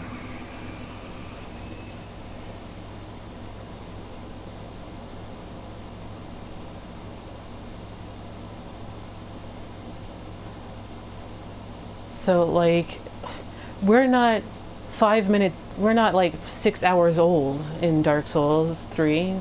By the time you get to him, you're probably a few decades, maybe a few centuries.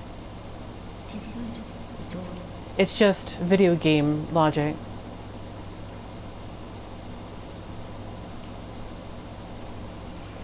Video game logic is hard to, like, show how long a journey actually is, but the journey is probably way longer than a lot of people give it credit for.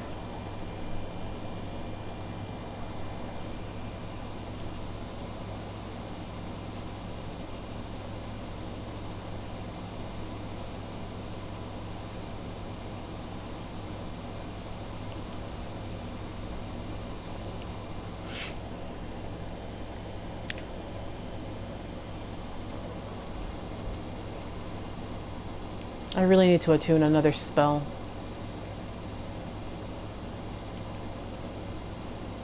Keep forgetting to do that. Hi, Toby. Let's go. Let's see if we can't finish the Snowy Mountain Pass this evening.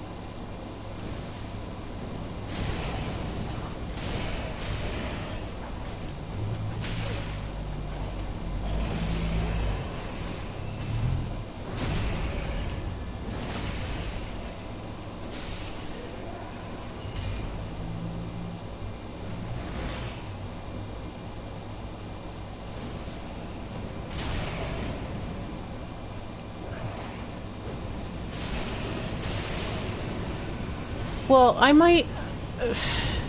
I'm actually not... Since I started late, it's probably gonna be just a few more minutes. Side note, Prism Stones, it started with Kingsfield?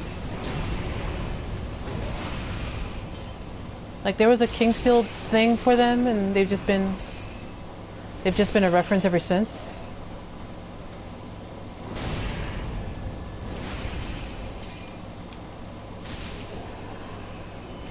I'm just asking, I don't know. Like, I think I thought I heard something along those lines, and I'm like, huh?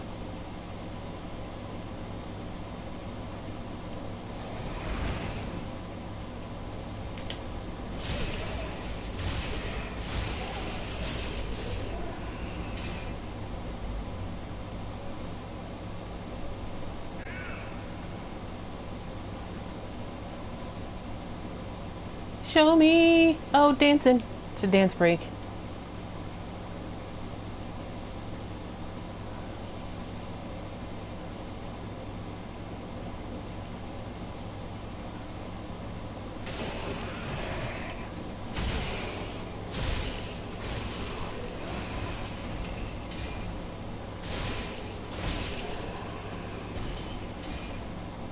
For the reach this blade has, I still feel like I need to get up in people's faces.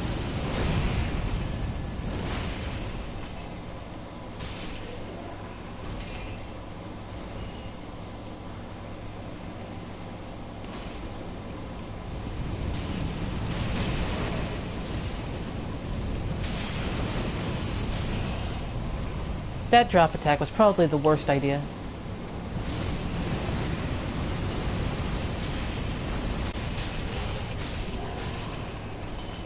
Gael's Gael's probably one of my favorite fights in the entire franchise. I like dudes in armor. That's what I like fighting. So, like, Gael is probably one of my favorite fights. Of course, one of my other favorite fights is Orphan. So, I don't know.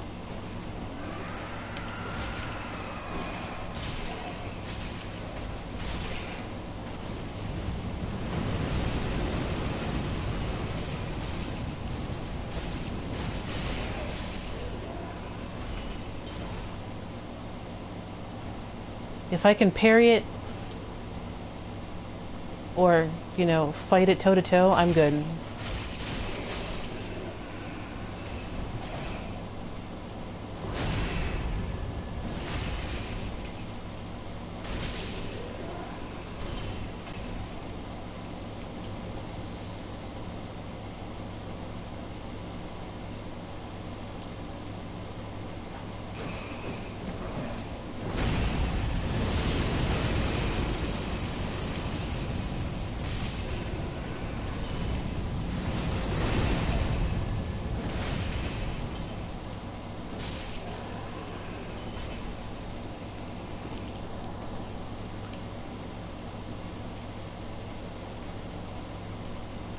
Like, Dancer might be my favorite variant of a dude in armor fight, but I really like stuff like that. Monster fights I'm kind of meh on, but like stuff like Gael and Orphan, basically humanoid enemies, I'm all good for.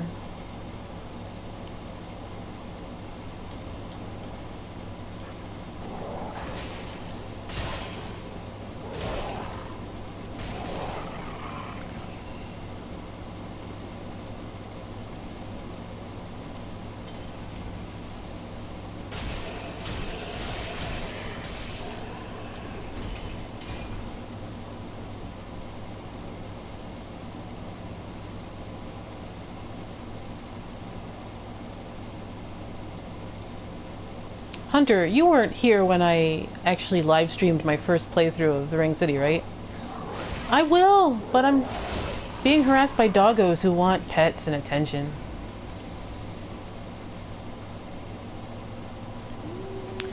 If not, you should definitely check out that VOD because you can hear how, like,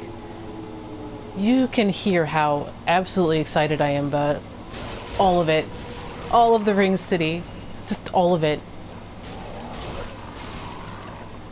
Like, I was super hyped about the Ring City.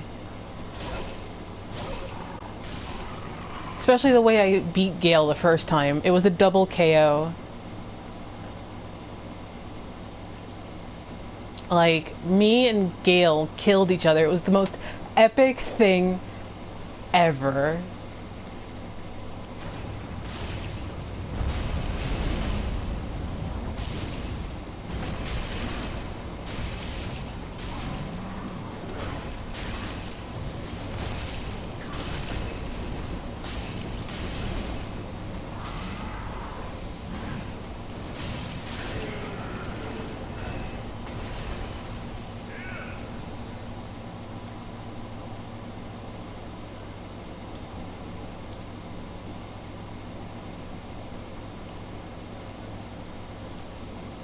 Like, everybody in the chat at the time was just holding their breath. They're like, does it count? I'm like, it counts. It counts. It so totally counts. Because it doesn't count in Dark Souls 2, but it does count in Dark Souls 3. Oh. Moment of silence for Jon Snow.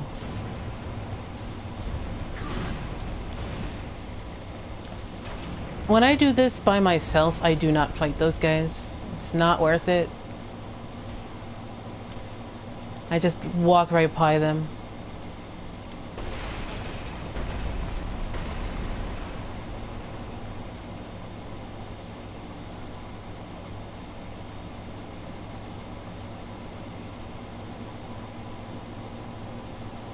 Like, if the drops were better on the Millwood Knights, I would fight them more, but I don't.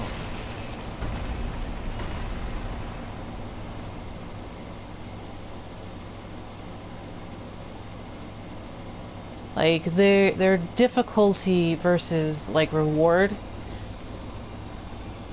isn't as good as it should be.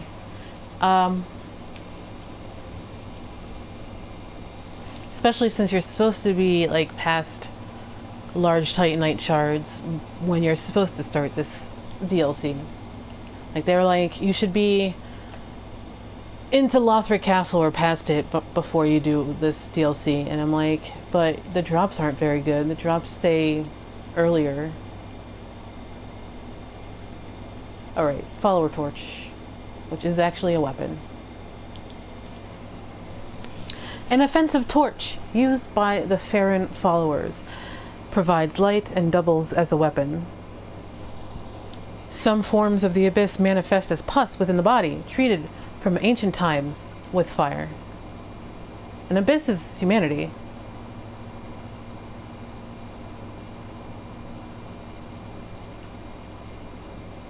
Yeah, Abyss, humanity, same darkness, black flame. There you go. Speaking of Black Flame, I think I'm gonna see if I can't attune that now.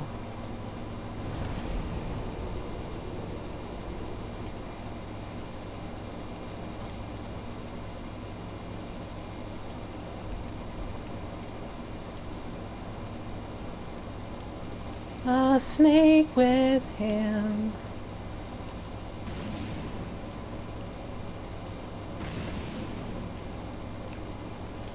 Alright. Just want to try it out. It's sort of like combustion except humanity.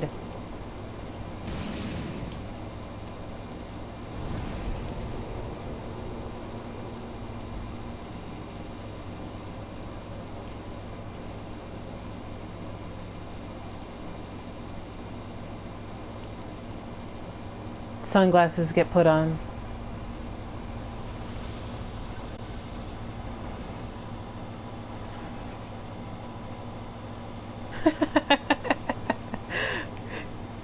Hunter, you know that gif of those people after some guy got roasted and he's got his entire friends behind him and they're like, oh snap, what was that? I just had a mental image of you doing that.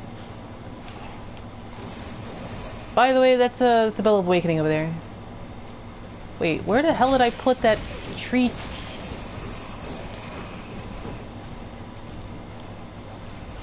The tree trunk.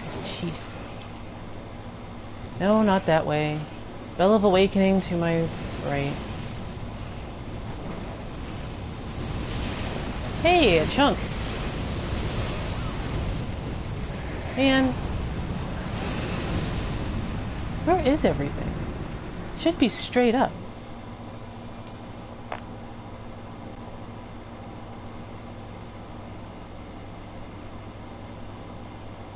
Hey, gift making's an art, and it's pretty incredible. Well, we're up there. Let me grab another ember.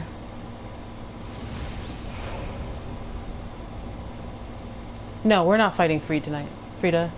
I might actually put that fight off for a little while. Where am I going?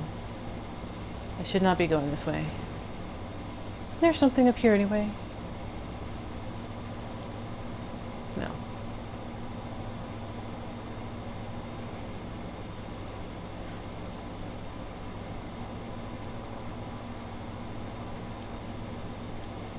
Like, if you've ever tried making a GIF that loops perfectly, you're like, why? I'm just gonna open up the way to Frida before I finish up. I just got myself lost a little bit. Should be that way, right?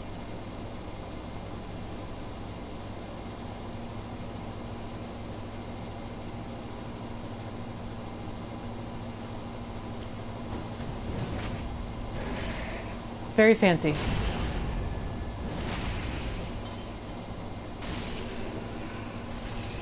Oh, right, this way. This tiny little path.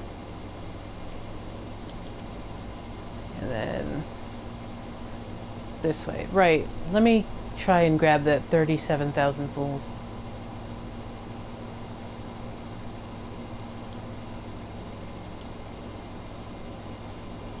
How the hell did I get over there?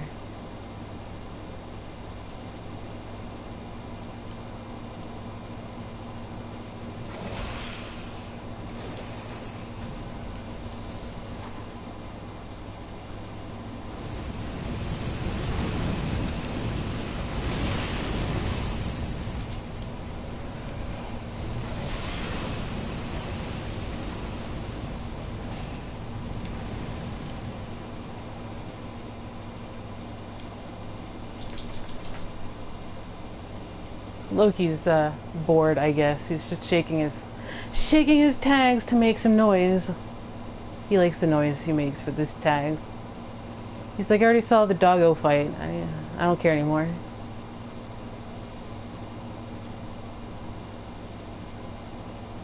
So this looks like an actual mine.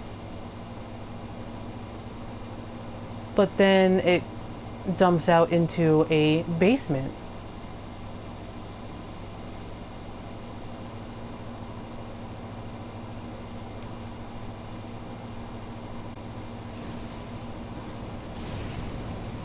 Well, they don't like fire at all.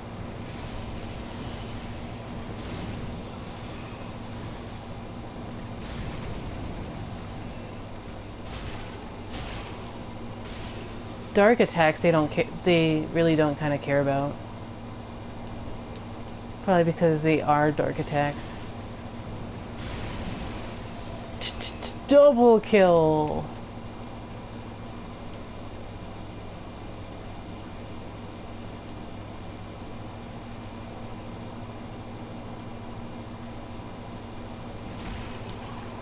Considering they have an enemy nicknamed the Abaddon.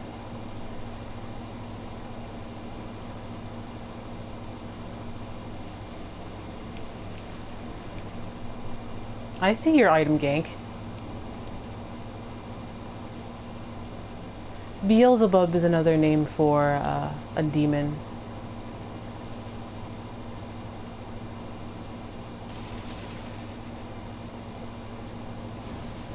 The Locust Preachers are codenamed the Abaddon in the game files, and usually I don't really care about like what things are codenamed, but they look exactly like the Book of Revelation's Abaddon, that I'm like, okay, they're Abaddon.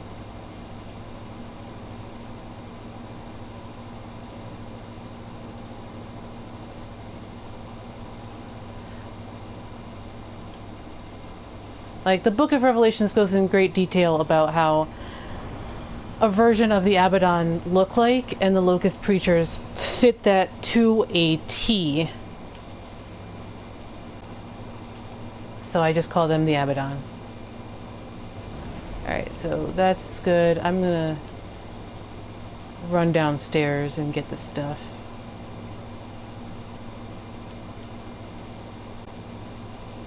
Like, the Ring City really draws upon Judeo-Christian and even Zoroastrianism belief systems for, like, its eschatology, that it's kind of ridiculous.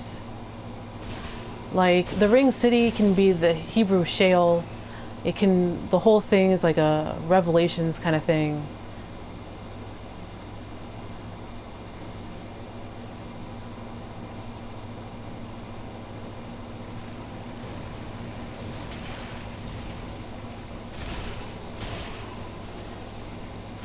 Like, considering I'm a big religion nerd, even though I'm kind of agnostic, it's like, that was super exciting to see.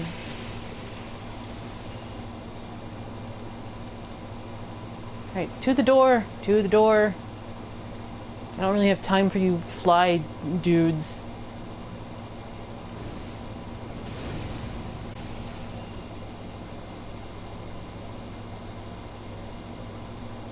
I really should do that NPC invasion, because his reward is pretty nice for this character, isn't it?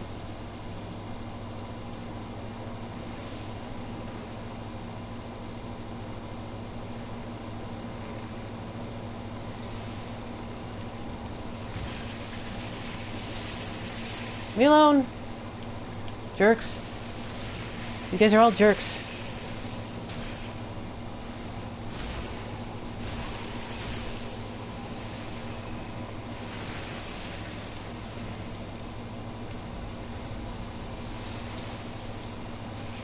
Why doesn't a pyromancy fix that?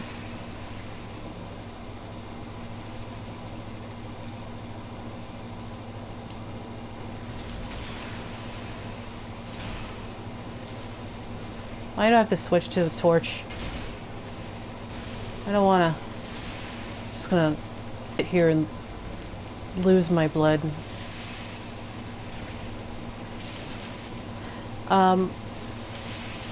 Blood gems. Now that I've made those guys all angry. There's a lot of mini-bosses in Ashes of Ariandel. There's Vilhelm, who's basically a mini-boss. Yeah, I know, but menuing. I'm really bad at menuing. It's my weakness.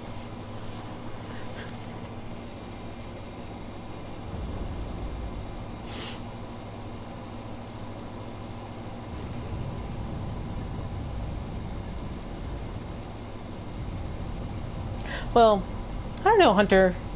Demon princes are kind of fly-like, aren't they? Even though they're just overgrown lightning gargoyle demons.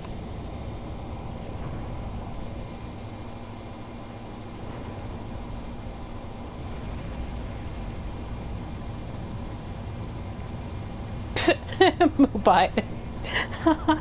Oh, Moobot. Man, I haven't had anybody trigger that one.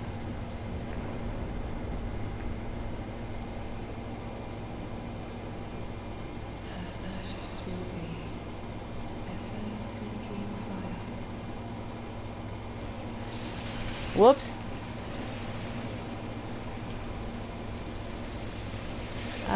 No. Leave me alone, jerks. Where the hell is this door?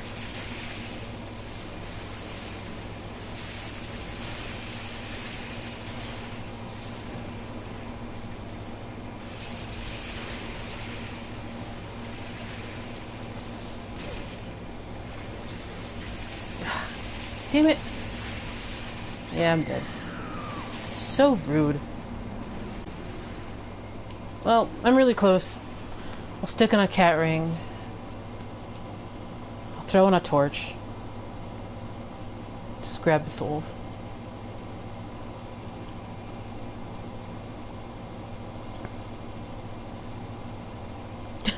Moobot. Automated moderation. The 41k is fine.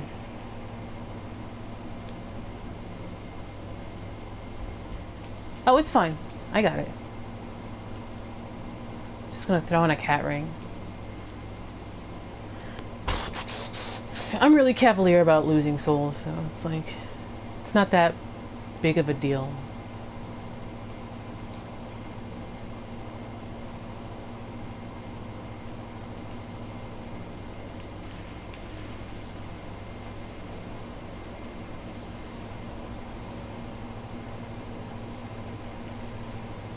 That's one door.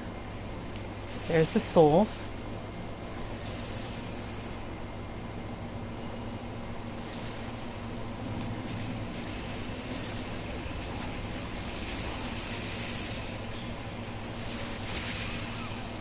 Ow. Right in the face. Where's the other door anyway? Isn't it like... I know I've walked past it, but I can't see it.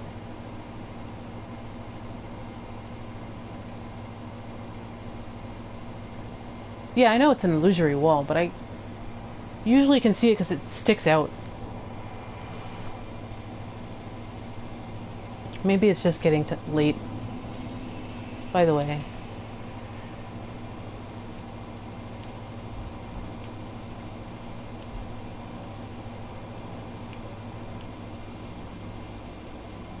Fire!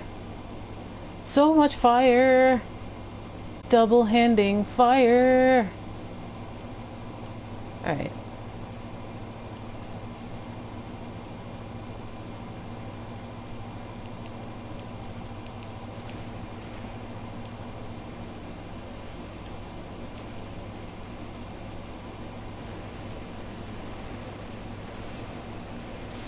Okay, it's the other way. The other...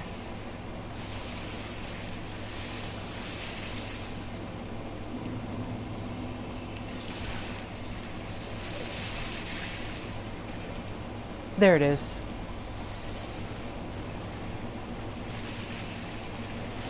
As my frames die. Get out of the way!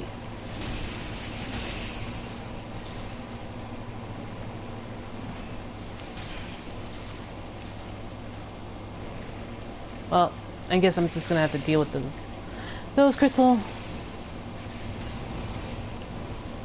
that crystal Roomba later.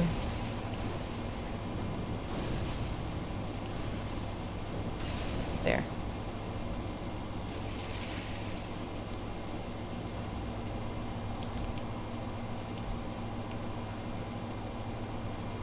Yeah, that's right. Walk away. Get out of here. Jerk.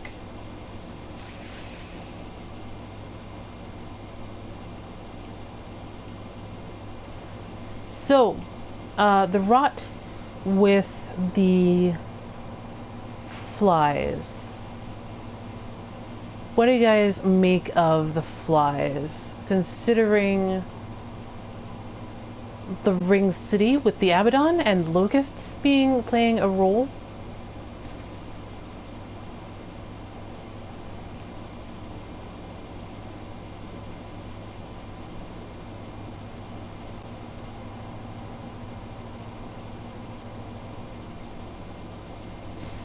Ah, damn it!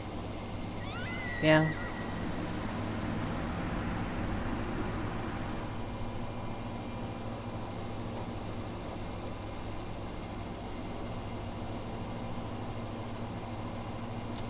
Or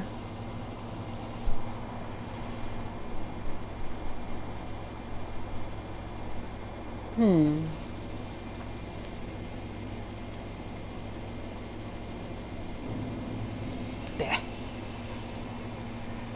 Alright, one more attempt at this. But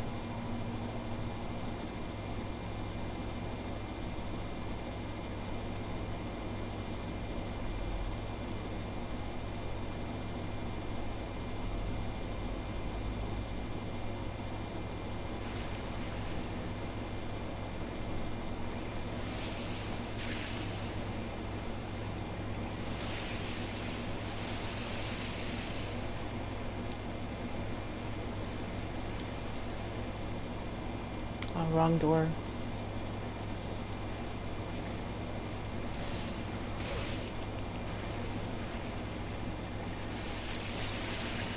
This one.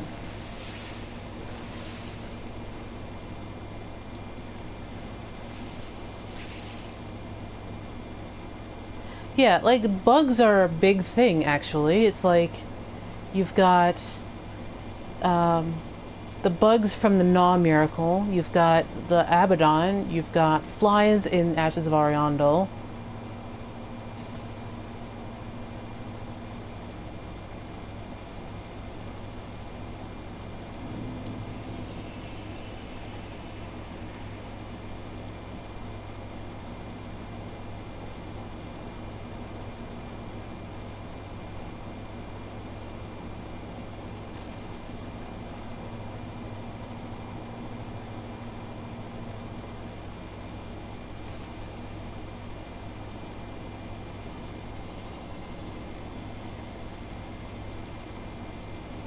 Dark in the deep, and you know.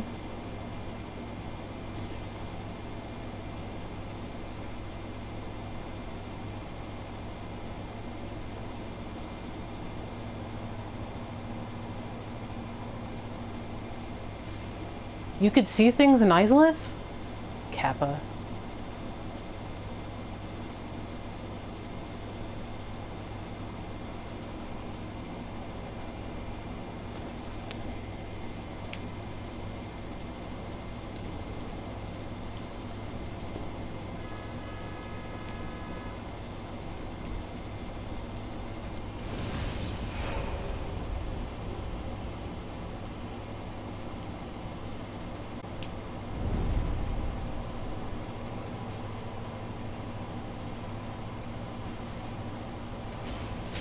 What, can you cheese him that way?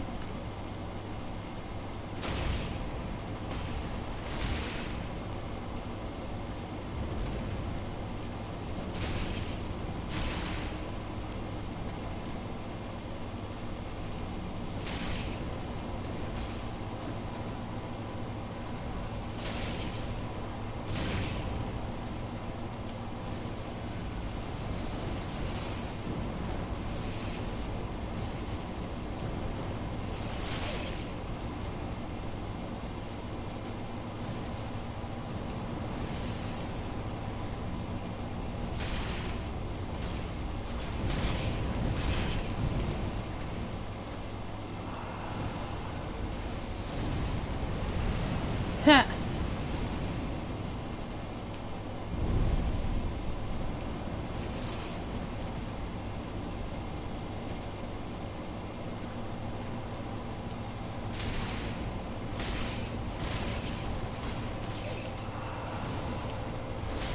No.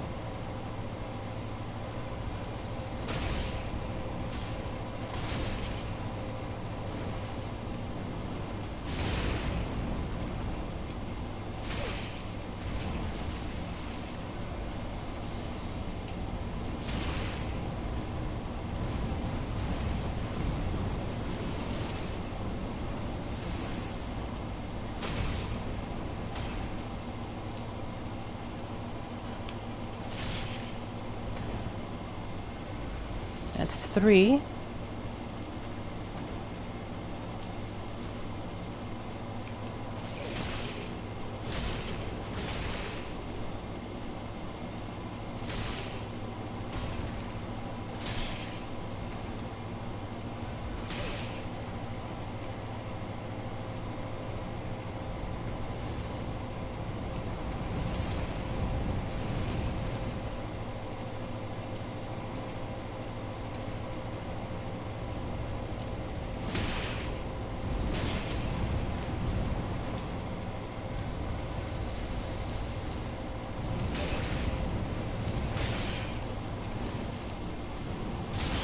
Oh, come on.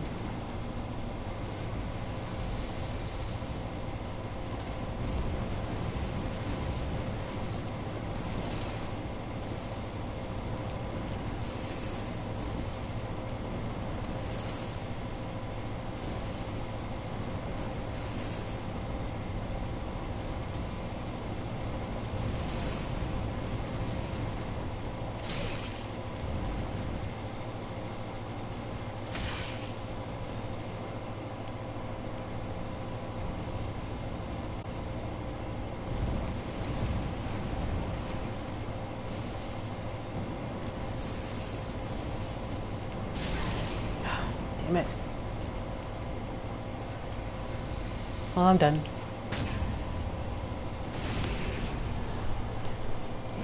He's still got at least 2 more. Or maybe not.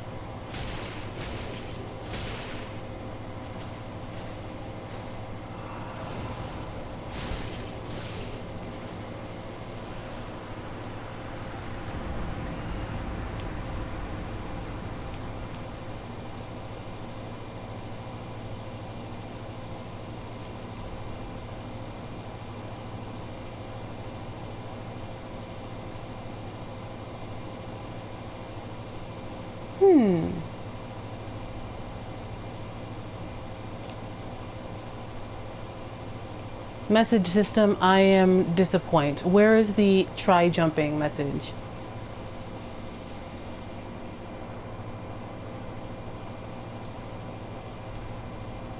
Ah, there it is. Good message.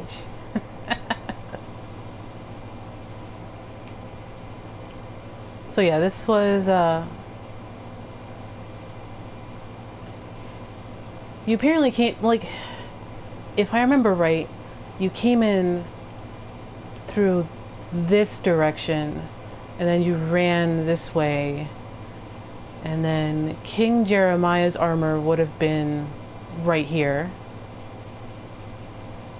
And for me, the first time it actually bugged and I had to like restart the game so that I can get this in. And then you just dropped off over here.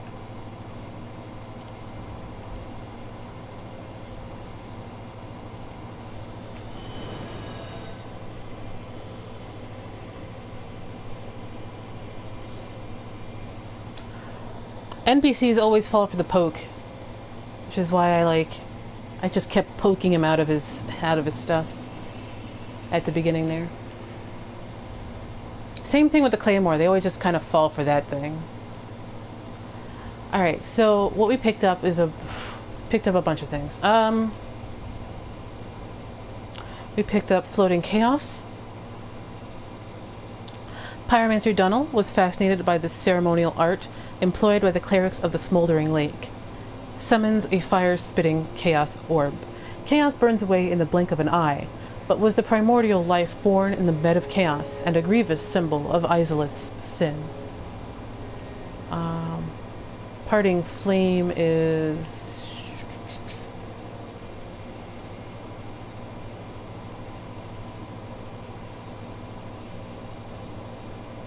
over here. Pyromancer's Parting Flame. The pyromancy flame of livid pyromancy Dunnel that attracts the echoes of death. Remember from Dark Souls 1, when you take a pyromancy glove from somebody, you are taking a piece of themselves with you, as poor Laurentius. So the original pyromancy flame you get from Cornyx, and it's a part of Cornyx. And this one is a part of Dunnel. When Dunnel lost his hideous spouse, he gave his own pyromancy flame as an offering, which transformed into a parting flame. Not long after, Dunnel became a mad spirit, damned to wander the lands. Parting flame. Release store of death echoes to gain a modest dose of Estus. What's the spell buff on this thing?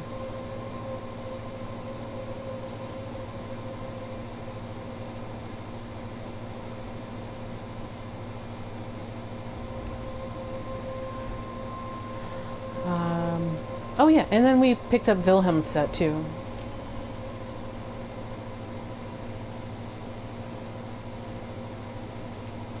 The black armor of Vilhelm, Knight of Londor, and a nice fit for any lean hollow. It sounds like a fashion catalog. This hollow knight, who served the three sisters who founded the Sable Church, was particularly loyal to the eldest and was known as a cold-blooded hangman.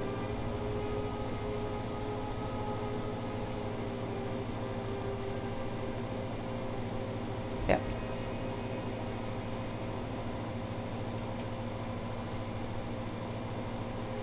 Focus. Then touch the darkness taken. Pop one of those. Farewell, Ashen One.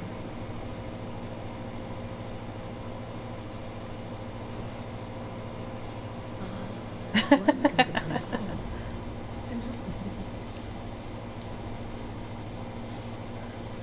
Pick up the rest of her pyromancies.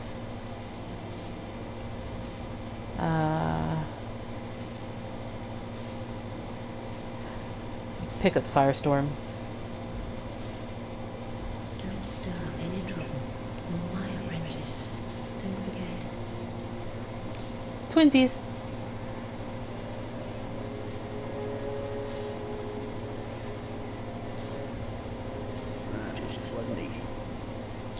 So, while I do this, is there any thoughts, ideas, observations, things I forgot to like finish up? Anything you want to say, do, or what have you? Oh, I have a slab already. Sweet. Maxed out that. Fun times.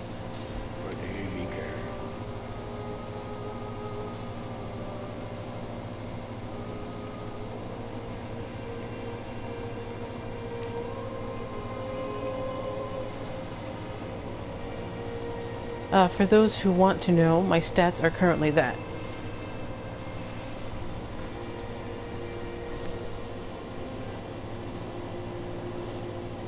Very, very slowly.